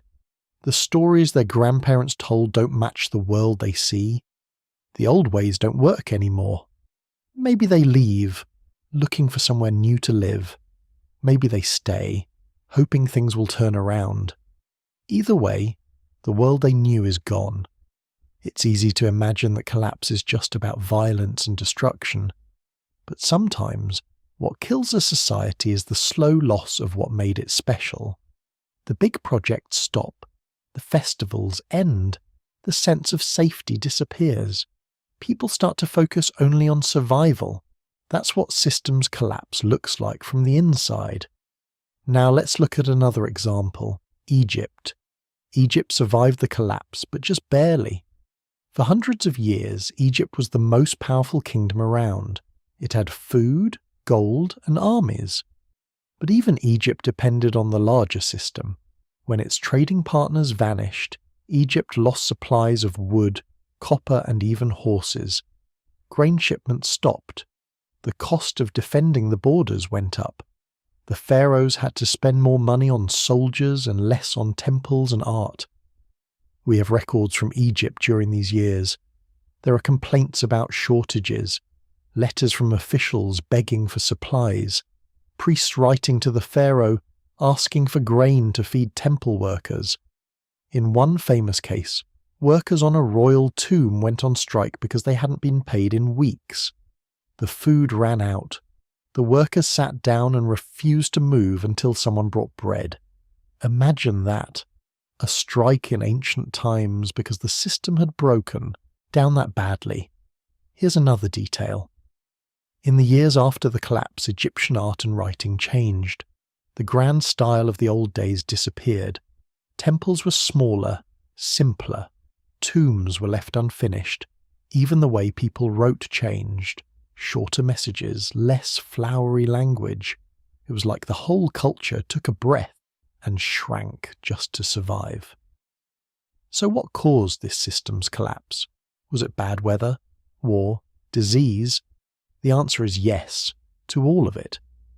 Any one of these problems could be handled if it came alone. But when they came together, the system couldn't take the strain.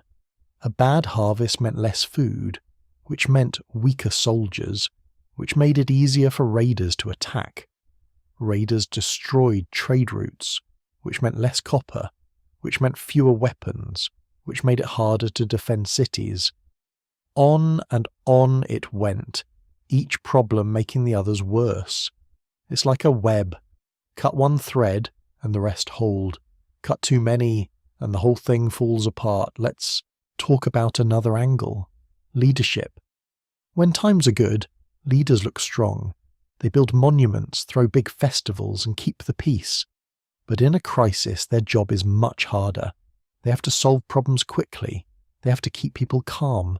They have to feed the hungry, repair damage, and stop fights before they turn into riots. In a system's collapse, there are too many problems and not enough solutions. Leaders lose the trust of their people. Some are overthrown, some run away, some just disappear from history.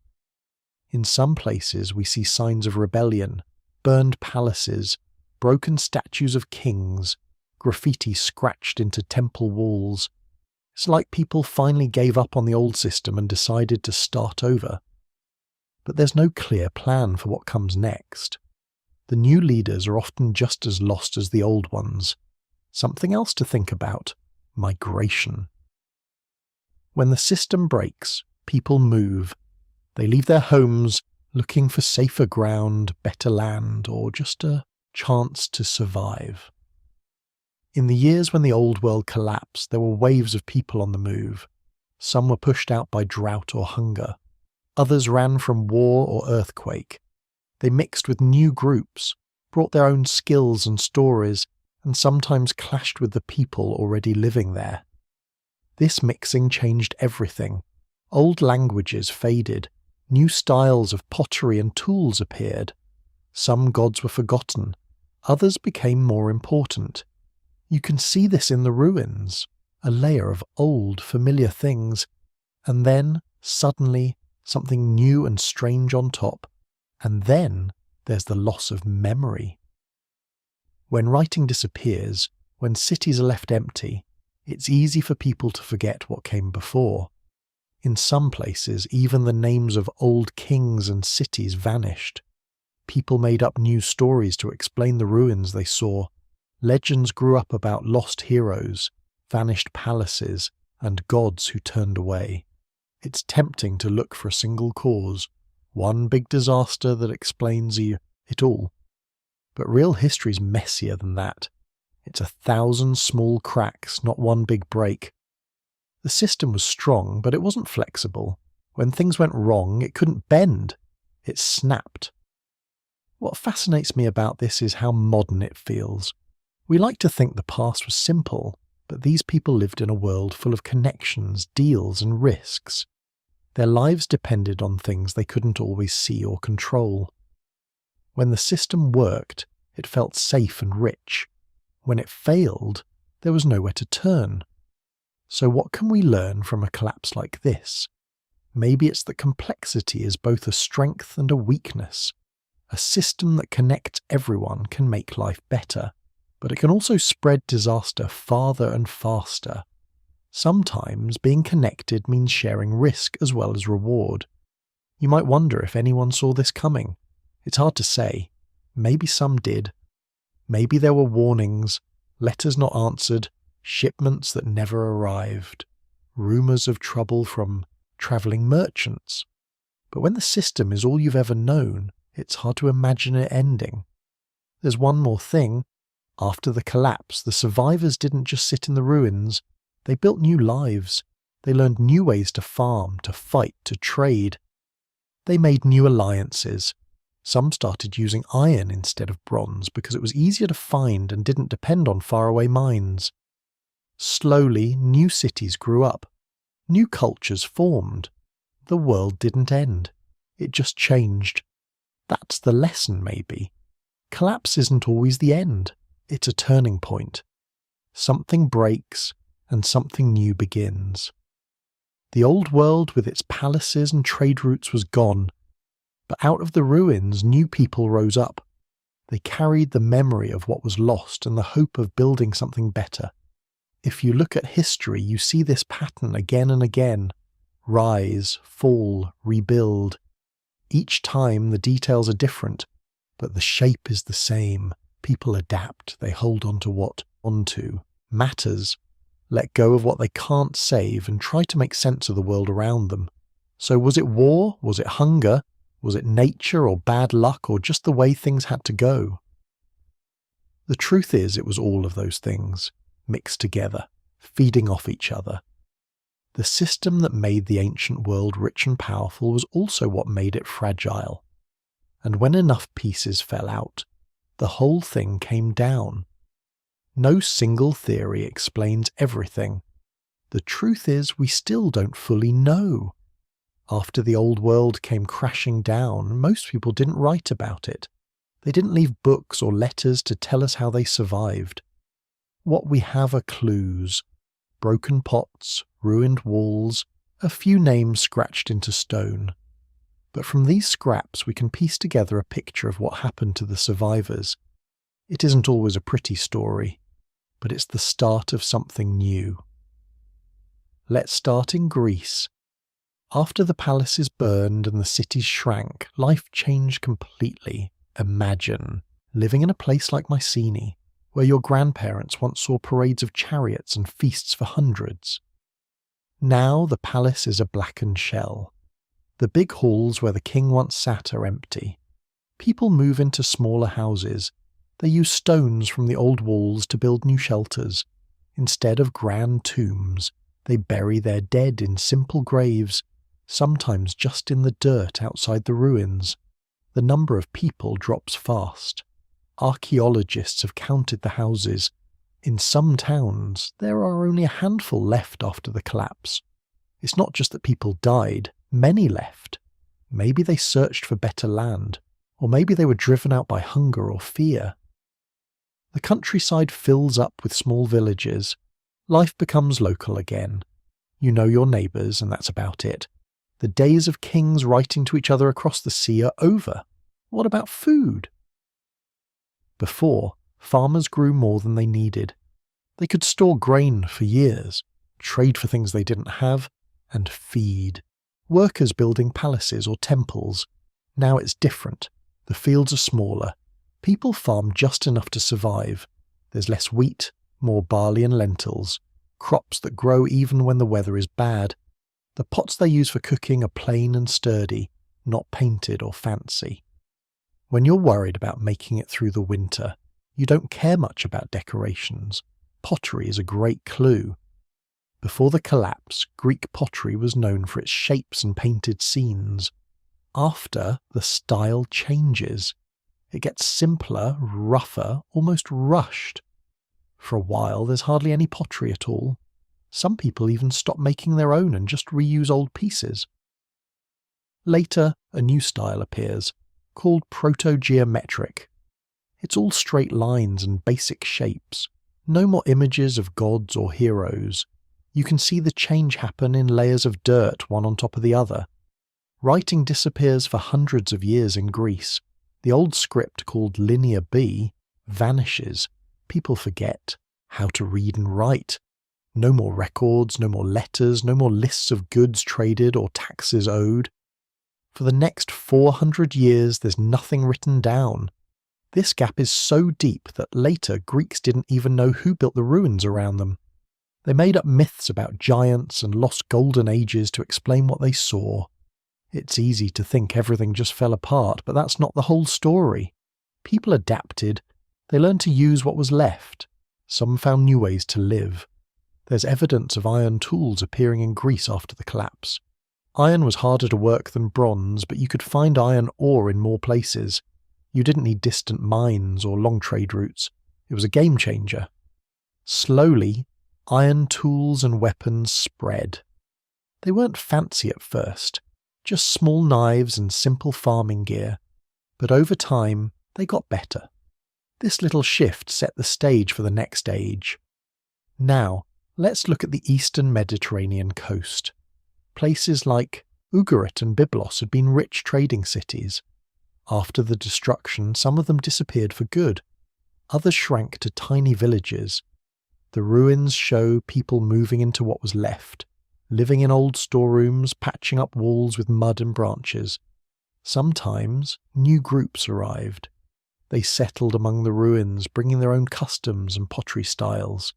You see this in the layers, old local pots, then suddenly, new shapes and decorations, as if someone new had moved in. In the south, the survivors included the people who would become the Philistines. They settled along the coast, building new towns on top of the ruins. Their pottery looked different, more like what you'd find in the Aegean than in Canaan. It's not just pots either. The layout of their houses, the way they cooked, even the food they ate was a mix of local and foreign. They kept pigs, which most of their neighbours didn't. Over time, they blended in, but you can trace the change in the ground. Egypt, as we talked about, didn't fall completely, but it changed. The pharaohs kept power in name, but everything was harder. The great temples weren't finished. The tombs grew smaller and less decorated. There were strikes and shortages. Ordinary people had to make do with less. Even the language changed. Fewer big words, more simple messages. The country became more inward-looking, more focused on survival than on building or conquering. In the north, the Assyrians watched from a distance. Their kingdom didn't collapse, but it went quiet for a while. Some cities shrank, others became fortresses. When things finally settled down, the Assyrians grew strong again. They learned from what happened. They built tougher walls, trained bigger armies, and made sure their supply lines were secure. In a way, the collapse was a warning, one they didn't forget. Let's talk about daily life for the survivors. Imagine being a child born just after the collapse. Your parents remember grand processions and crowded markets. You grow up in a world of ruins. You play in the broken courts of a palace, never knowing what it once was. The adults tell stories about the old days, but you can't picture them. Your world is smaller and quieter. Most people work the land. There are no big construction projects, no new temples or palaces. If you're lucky, you live near a spring or a river. You plant barley, keep a goat or two, maybe trade with a neighbour for cheese or wool. When trouble comes, raiders, bad weather, sickness, there's nowhere to turn for help. You rely on family and friends. The sense of being part of something bigger has faded, but not all is lost. People still sing songs and tell stories. Some old traditions survive, passed down by word of mouth, maybe a festival in spring or a harvest dance in autumn. The gods are still there, but maybe their names and faces are changing. With fewer priests and temples, religion becomes more personal. Small shrines pop up, in homes or fields. People leave offerings of bread or oil, hoping for good luck. There's also evidence of people coming together for safety. Some villages build new walls, not as big as before, but enough to keep out wild animals or thieves. People dig wells or pools to store water in dry years. They learn to hide food or tools in case of trouble. In some places you see new leaders rise. Not kings, but strong men or women who can organise defences or settle arguments. Trade never disappears completely, but it shrinks. Instead of ships crossing the sea, You get small-scale swapping, maybe a pot for a goat, or salt for grain. When someone shows up with metal for sale, it's a big event. Over time, as things settle, trade grows again, but it's nothing like before. Let's look at Cyprus for a moment. The island was once rich from copper. After the collapse, production drops fast. The big towns shrink. People move inland, maybe for safety. The style of pottery changes. There's less of the fine-painted ware, more plain and practical pieces. Eventually new people arrive, traders and settlers from the mainland. They bring different ways of working metal and building houses. Cyprus becomes a crossroads again, but it takes time. Now think about writing. In most places it vanishes, but not everywhere. In the East, the Phoenicians keep writing. They use a new alphabet, simpler than the old scripts. It's easy to learn. This alphabet spreads slowly, carried by traders. It's the ancestor of the Greek and Roman alphabets. Out of the silence of the collapse, something new and lasting is born. Let's zoom out for a second. If you walk the land 100 years after the fall, what would you see? Scattered villages, some built inside old city walls, ruined palaces, half buried by dirt and grass, fields of barley and emmer wheat, a few sheep grazing nearby, smoke from small fires, children playing among broken columns. Life goes on, but it's quieter, slower, less connected to the wide world. Sometimes new groups move in. Migrations didn't stop with the Sea Peoples. Over the next few centuries, waves of people arrive from the north and east. Some are looking for new land to farm. Others are fleeing trouble somewhere else. They bring new languages, tools, and beliefs.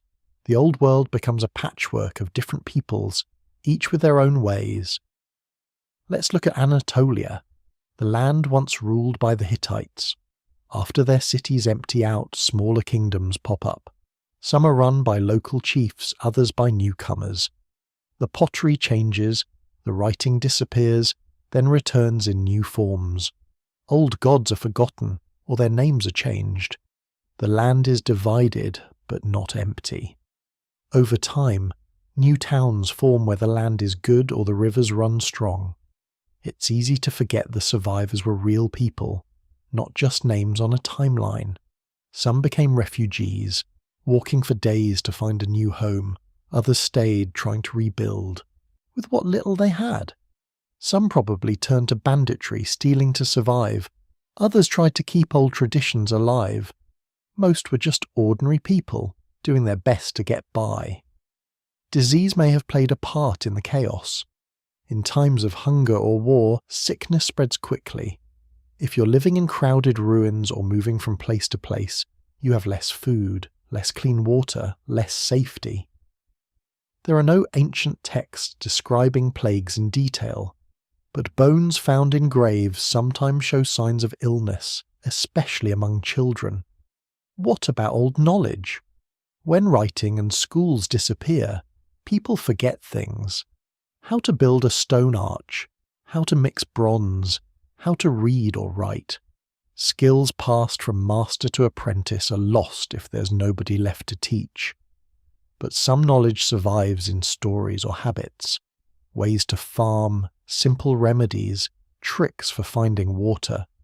In a way, the survivors become the bridge between the old world and what comes next. Over time, new leaders appear. Not the god kings of old, but local chiefs or warlords. In some places, the survivors form councils, groups of elders who decide when to plant or how to defend the village. Power is smaller, more personal. There's no more distant king to send orders.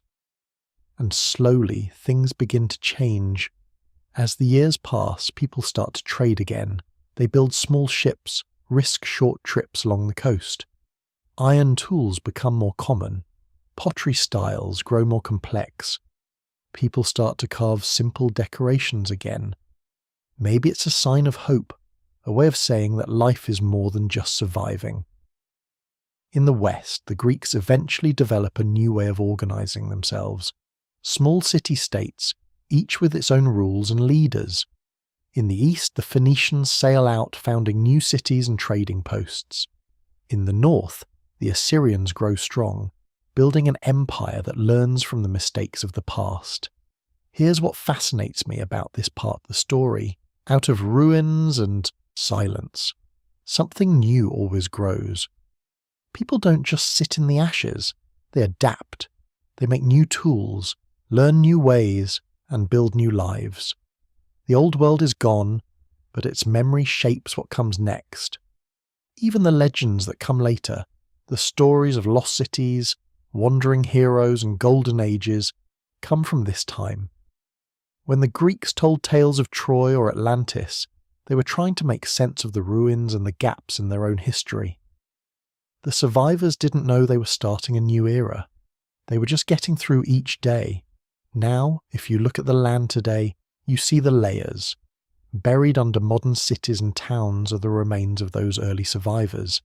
Each layer is a story told in broken bricks, worn tools, and faded bones. It's a reminder that after every collapse there's a beginning. So, what happened to the survivors? They learned to live in a smaller world. They let go of things they couldn't keep, big palaces, distant trade, even writing, for a while. But they held on to what mattered: family, skill, memory, hope that the future might be better.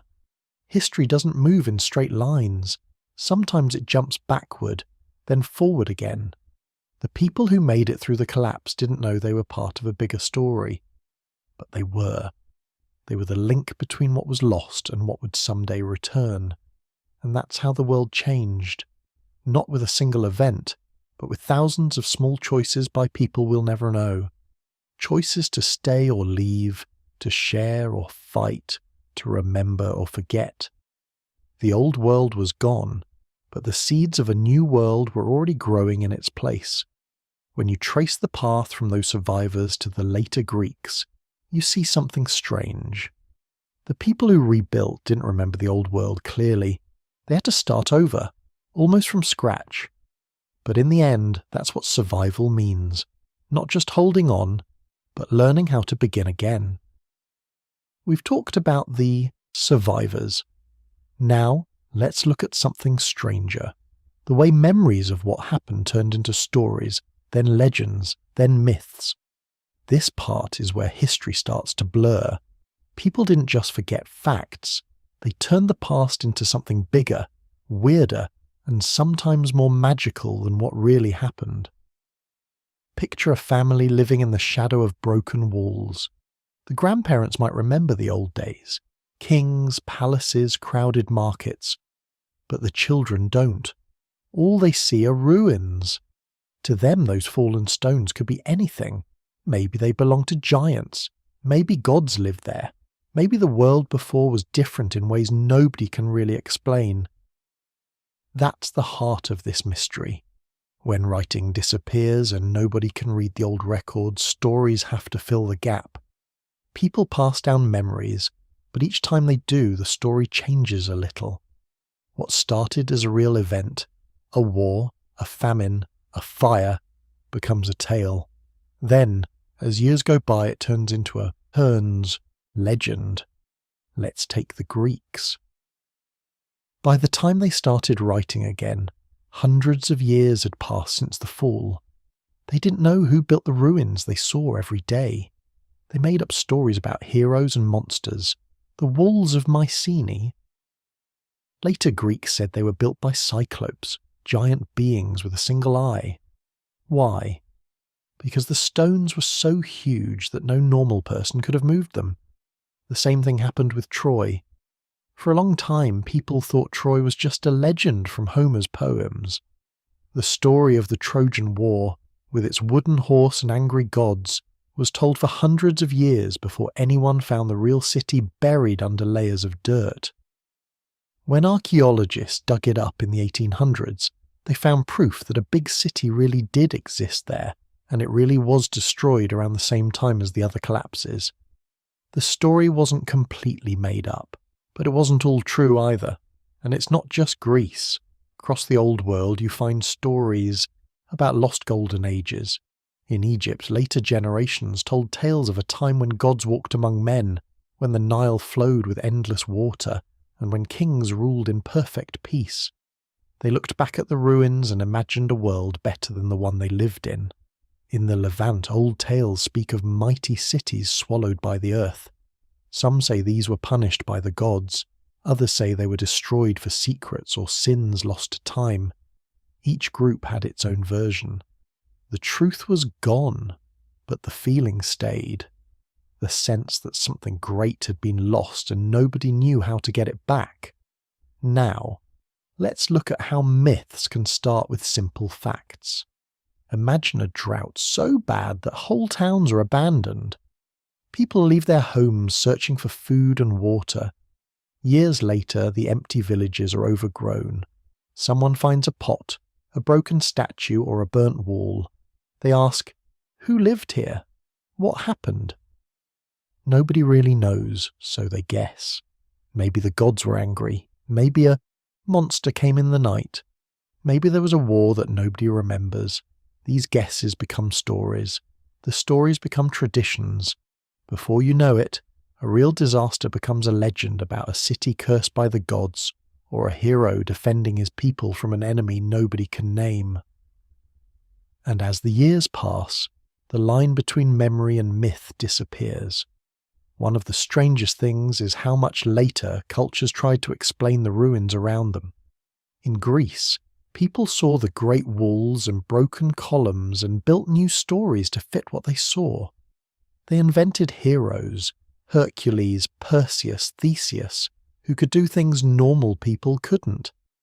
If a wall was too big to build, it must have been made by someone superhuman. This isn't just about making things up. It's about trying to make sense of a world that doesn't match what you see every day.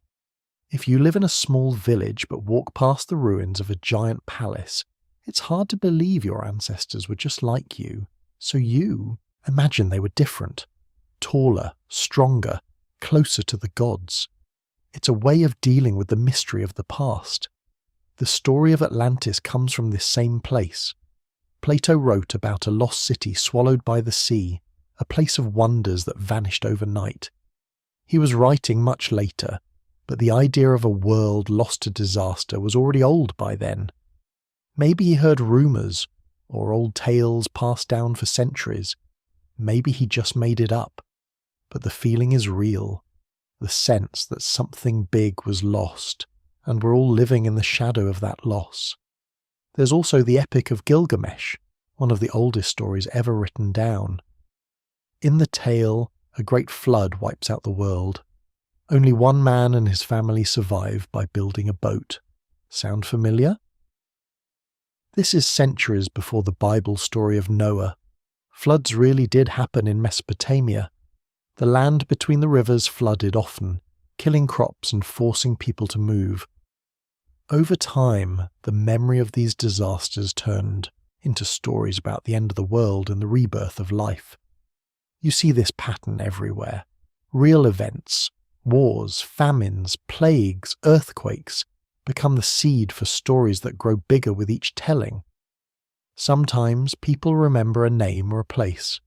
Other times, only the feeling remains, the fear, the hope, the longing for what was lost.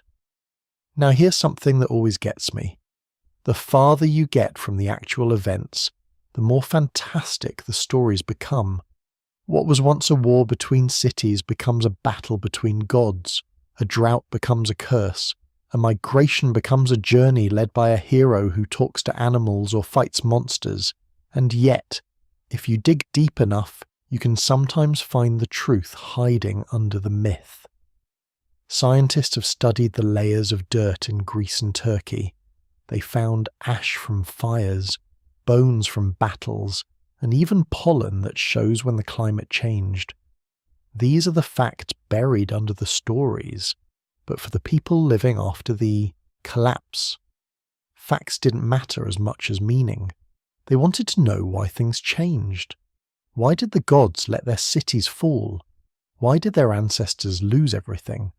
Myths gave them answers, even if those answers weren't true in a historical sense. It's not just about explaining the past, though. Myths also help people cope with the present. When you're living in hard times, it's comforting to think that things were once better, or that heroes might return someday. The idea of a lost golden age gives people hope, even if it's just a story. Let's talk about memory on a smaller scale, inside families, villages, and small towns. When official records are gone, people rely on old songs, tales, and habits. Maybe a grandmother remembers a special way to bake bread, a story about a king, or a song sung at harvest. Each time she tells it, the details shift. Over generations, the story changes so much that nobody knows what the original was. Sometimes stories from different places get mixed together. A tale from Egypt finds its way to Greece. A story from Anatolia ends up in a Hebrew family's evening prayers. Trade and migration help mix everything up, so myths spread far beyond their original homes. This is how legends grow. They pick up new details, lose old ones, and blend with other tales. That's why so many cultures have stories about floods, lost cities, wandering heroes, and wise kings. They all start with something real, but they end up as something bigger. There's another side to this, the way myths shape the future. When the Greeks rebuilt their cities, they used the legends as blueprints. They named their streets and temples after heroes from the old stories. Festivals celebrated events that probably never happened, but felt true anyway. Myths helped people know who they were, even when their real history was lost. The same thing happened in other places. In Israel, stories of Moses and Joshua gave people a sense of purpose.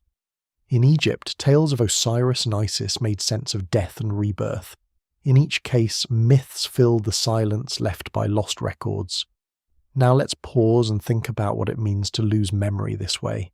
When writing vanishes, when cities fall, when teachers and storytellers disappear, a culture loses more than facts. It loses part of itself. The old ways of building, farming, healing, and worshipping can vanish in a single generation if nobody remembers to pass them on. But people don't just accept that. They fight back in the only way they can, by telling stories. A story is easier to remember than a list of dates or names. You can sing it, act it out, or share it around a fire. Even if the details change, the feeling survives. There's something almost magical about this. Even after the darkest times, people find ways to keep the past alive. Not always correctly, and not always clearly, but enough to give meaning to their lives. Even now we're still haunted by these old stories. They shape our books, movies, and even our dreams. So what does the evidence actually show? Archaeologists dig up layers of ruins and find objects with no names. Sometimes they find a strange idol, a bronze sword, or a pot with symbols nobody can read. They guess at what these things meant, but they can't be sure. The people who made them are long gone, and their language is lost. But now and then, there's a breakthrough.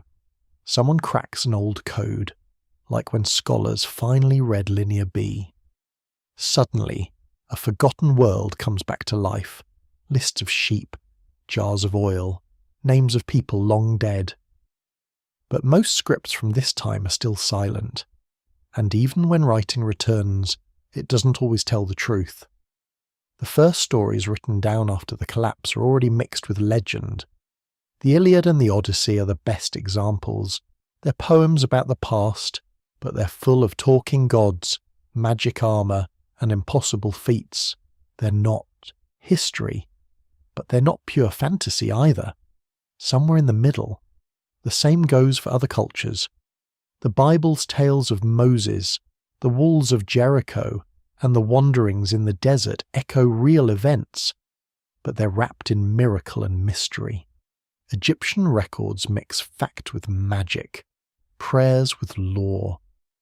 What fascinates me about this is how much we rely on these stories even now. Our ideas about heroes, justice, and fate come from myths that started as half-remembered facts. Even when the truth is buried, the stories live on. Every time a city falls, every time a culture changes, something like this happens. Memory fades, facts become stories, stories become legends, and legends shape the way the next generation sees the world. That's how memory turns into myth. It's not a straight line, it's a spiral, each turn adding something new, each layer covering what came before. We'll never recover everything that was lost, but by digging, reading, and dreaming, we get glimpses. Sometimes that's enough. So when you hear a story about a lost city, a wandering hero, or a golden age, remember that it might be someone's memory, twisted by time, but still true at its core. That's the real magic of history. Not just what happened, but how we remember it, and what we do with those memories as we build our own stories. So why does any of this matter? Why should we care about a bunch of lost cities and broken walls from over 3,000 years ago? Most days it feels far away, like something that happened on another planet. But here's the thing. The collapse in 1177 BC changed the world in ways that still reach us today.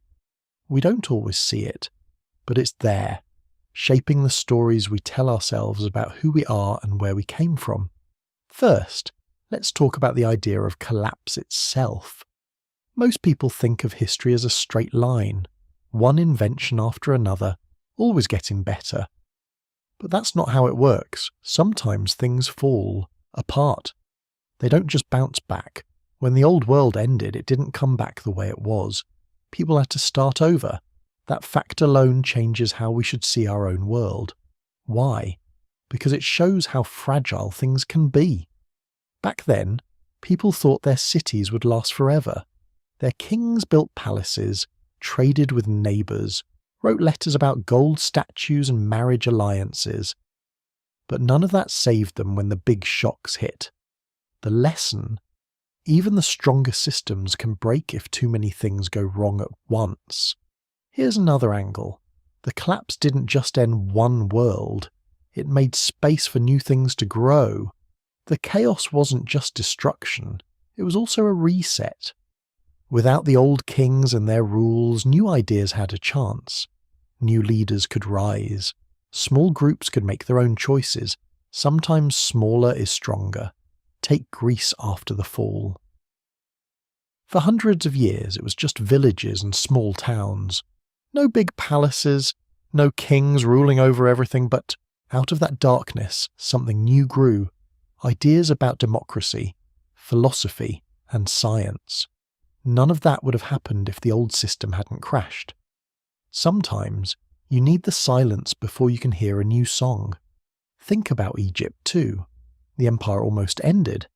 The pharaohs lost most of their power, but the country survived. It got smaller, but it lasted. The priests kept old traditions alive. They copied ancient texts. They rebuilt temples, even if they were smaller than before. Egypt became a bridge, a place where the old world and the new could meet. Without the collapse, maybe that mix never happens. Now let's look at trade. Before 1177 BC, trade networks tied everything together. Copper from Cyprus, tin from faraway mountains, gold from Nubia, cedar from Lebanon. When the system worked, everyone got richer. But when it broke, people had to find new ways to get what they needed. Some places learned to live with less. Others found new partners. This forced people to become creative. They had to adapt, invent, or go hungry. Why does that matter to us? Because our own world is connected in similar ways. We depend on long chains of supply for food, energy, and technology. Seeing how quickly those old networks fell apart can make you stop and think. It reminds us not to take stability for granted. There's also the question of memory. When the old world vanished, most people couldn't read or write. The few who could were either killed, scattered, or forced to start over. So much knowledge was lost. How to build certain kinds of ships, how to write certain scripts, even recipes for bronze metalwork disappeared. It took generations for people to relearn these things. This shows how easy it is to lose knowledge. It doesn't disappear all at once. It fades, piece by piece, as people forget, or as the last person who knows a skill dies. That's why the collapse is more than just ruins, it's a warning. Cultures don't just lose buildings, they lose ways of thinking, making, and believing. Here's where it gets interesting. Sometimes what survives isn't the big stuff, it's the small things. A song, a way to bake bread, a story about a hero or a monster. These are the seeds that grow new worlds. They're easy to carry, easy to remember, and hard to kill. That's why, even after the old world ended, people still found ways to build meaning out of what was left. Now, let's talk about fear and hope. The people who lived through the collapse didn't know why everything was happening. They just knew that their world was falling apart. That kind of fear sticks around. It shapes how people act, how they tell stories, even how they raise their children. For centuries, later generations looked back at the ruins and saw a warning. Things can fall apart even when you think they're safe. But there's hope too. Out of the ashes, people found new ways to live. They planted new crops. They moved to new lands. They made new alliances. The collapse forced people to change, but it didn't end the story. That's important. Disaster isn't the end. It's just a turning point. Let's get more specific. When writing faded away, so did the ability to control history. Before, kings wrote about their victories and covered up their defeats. After the collapse, nobody could spin the story. Nobody could erase the past. This opened the door for new voices. The stories that survived came from all kinds of people, not just rulers. Old songs, prayers, and family tales became the backbone of new cultures. Why does that matter? Because it shows that history isn't just what gets written down. It's also what gets remembered, sung, or whispered before bed. Sometimes the most important things aren't found in great books or carved on stone. They're in the memories of regular people. Another thing that matters is how people explain disaster. After the collapse, people didn't just shrug and move on. They needed reasons. Some blamed angry gods, others pointed to curses or mistakes. These explanations shaped new religions, laws, and even politics. If you believe disaster comes from angering the gods, you act one way. If you think it's just bad luck, you act another. Over time, these beliefs became traditions. They shaped how people responded to new threats. They changed how people built cities, how they prayed, and how they treated strangers. The collapse didn't just change the map, it changed people's minds. Now, let's look at technology. When the old world fell, some skills vanished. Making bronze required tin and copper from far away. When trade stopped, so did bronze. People had to learn to use iron, which was harder to work but more common. This shift was huge. It took time, but it allowed new societies to rise. Iron tools and weapons made farming and fighting different. Over time, this helped shape the world that followed. Sometimes, progress comes not from getting better at something, but from being forced to try something new. If the old way still worked, maybe nobody would have bothered with iron. The collapse pushed people out of their comfort zones. There's also a lesson about connection and independence. When the world was tightly linked, everyone depended on everyone else. That made life rich and interesting, but it also made people vulnerable. When the system broke, those who could adapt survived. They learned to rely on local resources. They built stronger communities. They found new ways to trade and share. Maybe that's the real lesson here. Connection is powerful, but so is the ability to stand on your own when you have to. Balance is key. Too much of either can lead to trouble. Let's talk about power. Before the collapse, kings and queens ruled over huge territories. They made big decisions, ran armies, and collected taxes. When the old world ended, most of that power disappeared. Local leaders took over. Some places became more equal, with decisions made by groups instead of one person. In other places, strong warriors or priests took charge. This shift didn't happen overnight. It took years, even generations, but it changed the way people thought about leadership. Some of the earliest ideas about freedom, citizenship, and rights grew out of this time of chaos. The old ways were gone, so people had to invent new ones. Think about art and culture. When the palaces fell, the fancy art stopped. No more gold jewellery or giant wall paintings. But people didn't stop making things, they just made different things. Pottery became simpler and more useful. Songs and stories became more important, since they were easier to share and remember. This is the time when many of the oldest myths and legends took shape. Sometimes, less is more. When you're not focused on impressing a king, you can make things that matter to you and your neighbours. Art becomes personal. Stories become tools for survival. There's also a lesson about forgetting. When writing vanished, so did a lot of history. For hundreds of years, nobody could read old texts. Even when writing came back, the new scripts were different. Much of what was known before stayed lost. This reminds us that memory is fragile. If you want something to last, you have to pass it on, again and again. Now let's touch on science. Some of the oldest science was lost during the collapse. Recipes for medicine, knowledge of the stars, even simple farming tricks disappeared. Later generations had to figure things out all over again. Sometimes it took hundreds of years to get back to where people had once been. This shows that progress isn't guaranteed. It's easy to think that once something is invented, it will stay. But that's not true. If the people who know something are gone, the knowledge can vanish too.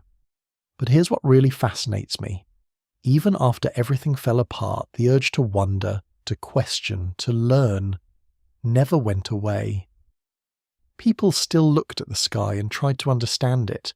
They still asked why the world worked the way it did. That spark survived, even when almost everything else was lost. Let's look at how the collapse changed religion. After the disaster, new gods appeared. Old ones faded. People needed answers, so they invented new rituals, new prayers, new stories about where they came from and what their lives meant. Some of these ideas spread far and wide, becoming the roots of later religions. The collapse created space for new beliefs to grow. That's another reason this matters, because it shows how new ways of believing can rise from disaster. Crisis forces people to search for meaning. Sometimes those new meanings last for thousands of years. Now, let's talk about the way the collapse shaped the world map. Old borders disappeared. New ones took their place. Some people moved far from their homes. Others stayed and rebuilt on top of the ruins. The world got smaller in some ways, but also more varied. Each region developed its own style, its own rules, its own way of life. This is when the seeds of the later countries were planted. So, even though everything seemed to end, something new was always beginning. That's why this story matters.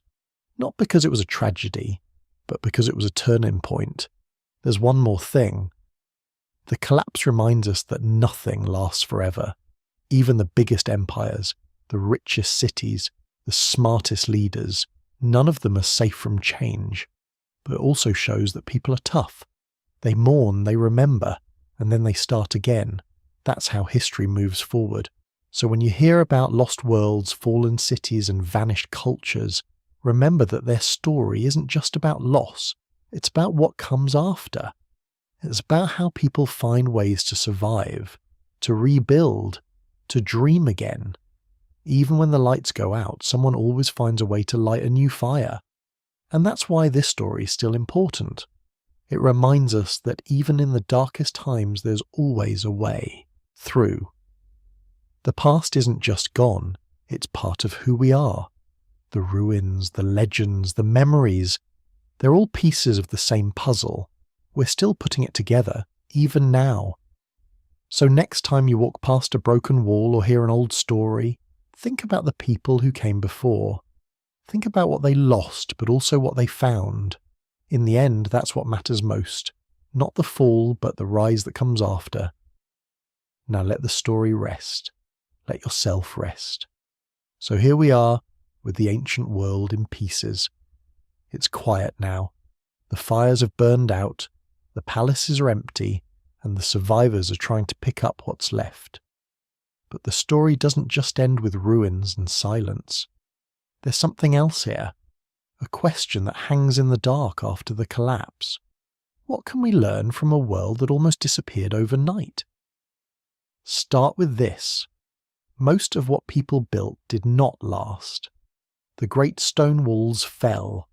The gold was stolen, melted down, or buried and forgotten. Even the written words pressed into clay or painted on papyrus crumbled or faded away.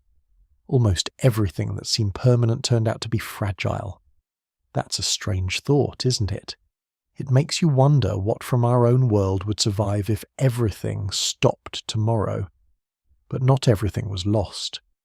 Some things slipped through the cracks, hidden in small places, waiting for someone to find them again. Clay tablets buried in the dirt, tools left in abandoned fields, odd bits of jewellery tucked away in tombs. These scraps are how we know anything about 1177 BC at all. They let us peek through a keyhole into a vanished world. It's easy to look at the fall and only see darkness. There's another side, though. The end of one thing makes room for something new. The collapse set off a chain of changes that no one planned. People who lost everything had to figure out how to survive. They didn't have a blueprint. They tried things. Some worked, some didn't. The world shrank, then slowly grew again in new directions. Let's think about the people left behind. The kings and generals are gone, but most people were never rulers. They were farmers, potters, shepherds, carpenters. When the big systems fell, everyday life became both harder and simpler. There were fewer choices, but also fewer rules. You grew food, fixed what you could, and kept your family safe. The world was smaller, but maybe you knew it better. Imagine a young woman in a village built on top of old ruins. She's never seen a palace. She's heard stories from her grandmother about golden days, but her world is different. Her life is shaped by what's close at hand, the river, the fields, the changing sky. She makes bread the same way her ancestors did, but the songs she sings at night are new. They're about hope, fear, and starting again. Think about the children born after the fall. For them, the past is a rumour. The ruins are just part of the landscape. They grow up, hearing strange tales about giants or gods who shaped the world. They don't know those stories are twisted memories of real events. Their world is fresh, but built from the pieces of something old. Here's something interesting. People are good at filling gaps. When there's no clear answer, we make one up. That's how legends are born.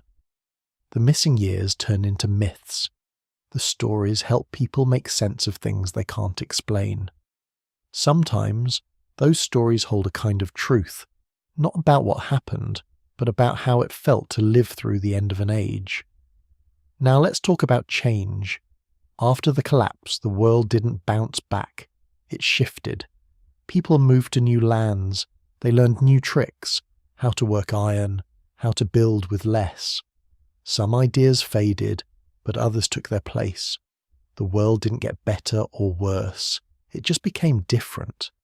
That's what makes this story so powerful. It's not about losing everything. It's about learning to live in a world that won't stop changing. If you look closely, you can see echoes of this long night in other times and places. The fall of Rome, the end of the Mayan cities, even smaller disasters like towns wiped out by flood or fire. Each time, people face the same challenge. How do you start again when so much is gone? The answer is never simple, but it always begins with the small things. A seed saved for planting, a story told by the fire, a tool passed down from parent to child. There's a kind of comfort in that. Even when the big plans fall apart, people find a way. They learn to trust the seasons, to listen to each other, to build again with what they have. The world keeps moving even if it takes a different shape each time. Let's pause a moment and think about what it would be like to live through that long night. You wake up one morning and everything you thought was safe is gone. The city walls are broken, the roads are empty, the markets are silent, but the sun still rises. The river still flows. People gather, share what food they have, and find new ways to get by. It's not easy. There's grief, fear, and hunger. But there's also stubbornness. People hang on. Over time, the hard days become stories you tell your children. The pain softens. The memories blur. What once felt like the end of everything slowly turns into something else. A beginning you didn't choose, but a beginning all the same. Here's another thought. Maybe the most important thing that survives isn't buildings or riches. Maybe it's the ability to imagine something better, to look at broken walls and see not just loss, but a space to build again. That's what people did after 1177 BC. They didn't have much, but they had each other. They had hope, even if it was small and quiet. That's often enough. There's something mysterious about how people keep going, even when the world falls apart. Maybe it's habit. Maybe it's hope. Maybe it's just the need to keep moving, to keep finding meaning in the everyday. Whatever the reason, the darkness doesn't last forever. Sooner or later, someone lights a lamp, sings a new song, plants a seed. That's how the world renews itself. Now, let's look forward. The world that came after the collapse was not the same as before. It was less grand, but in some ways more open. Villages became the centre of life. Small groups made their own rules. Slowly, over hundreds of years, new cultures grew up in the shadow of the old ones. Some things were forgotten, but others were invented. Iron tools, new ways of farming, fresh trade routes. The seeds of today's world were planted in the ashes of that long night. It's strange to realize that we live with the results of that collapse every day. The languages we speak, the stories we know, even the foods we eat. Some of it comes from choices made in that distant time. The old world ended, but it didn't vanish completely. It left fingerprints on everything that came after. Sometimes when you're standing in a museum or reading about the past, it's easy to feel cut off from people who lived so long ago. But if you strip away the kings and battles, what remains is familiar. Hunger, hope, fear, love, the need to belong. Those things don't change no matter how many years pass. There's a gentle lesson in that. The world can end and begin again, not just once, but many times. Each time people face the darkness, find their way, and start over. The tools may change, the houses may look different, but the heart of the story stays the same. If you ever feel small or helpless when you think about history, remember this. You're part of the same chain. Your life is one link in a story that stretches back thousands of years. The things you do, what you build, what you share, what you remember, become part of the next world, just like those ancient survivors. Maybe that's what history is for, not just to warn us or teach us, but to remind us that we belong to something bigger, that even in the darkest times we're never truly alone. The past is always with us, in ways we can't see, shaping the ground we walk on and the dreams we chase. So when you hear about a world that fell in a single lifetime, don't just think of ruins and loss. Think of the quiet courage it takes to begin again. Think of the hands that cleared the rubble, the voices that shaped new songs, the minds that dreamed up new ways of living. Even now, as the world keeps changing, that spirit matters. We can't control everything, but we can choose how we face the unknown. With care, with hope, with the same stubbornness that carried people through the long night so long ago. Now let the questions drift away. Let the old world rest in its silence. You are safe here. The story is done for tonight. The night may be long, but morning always comes.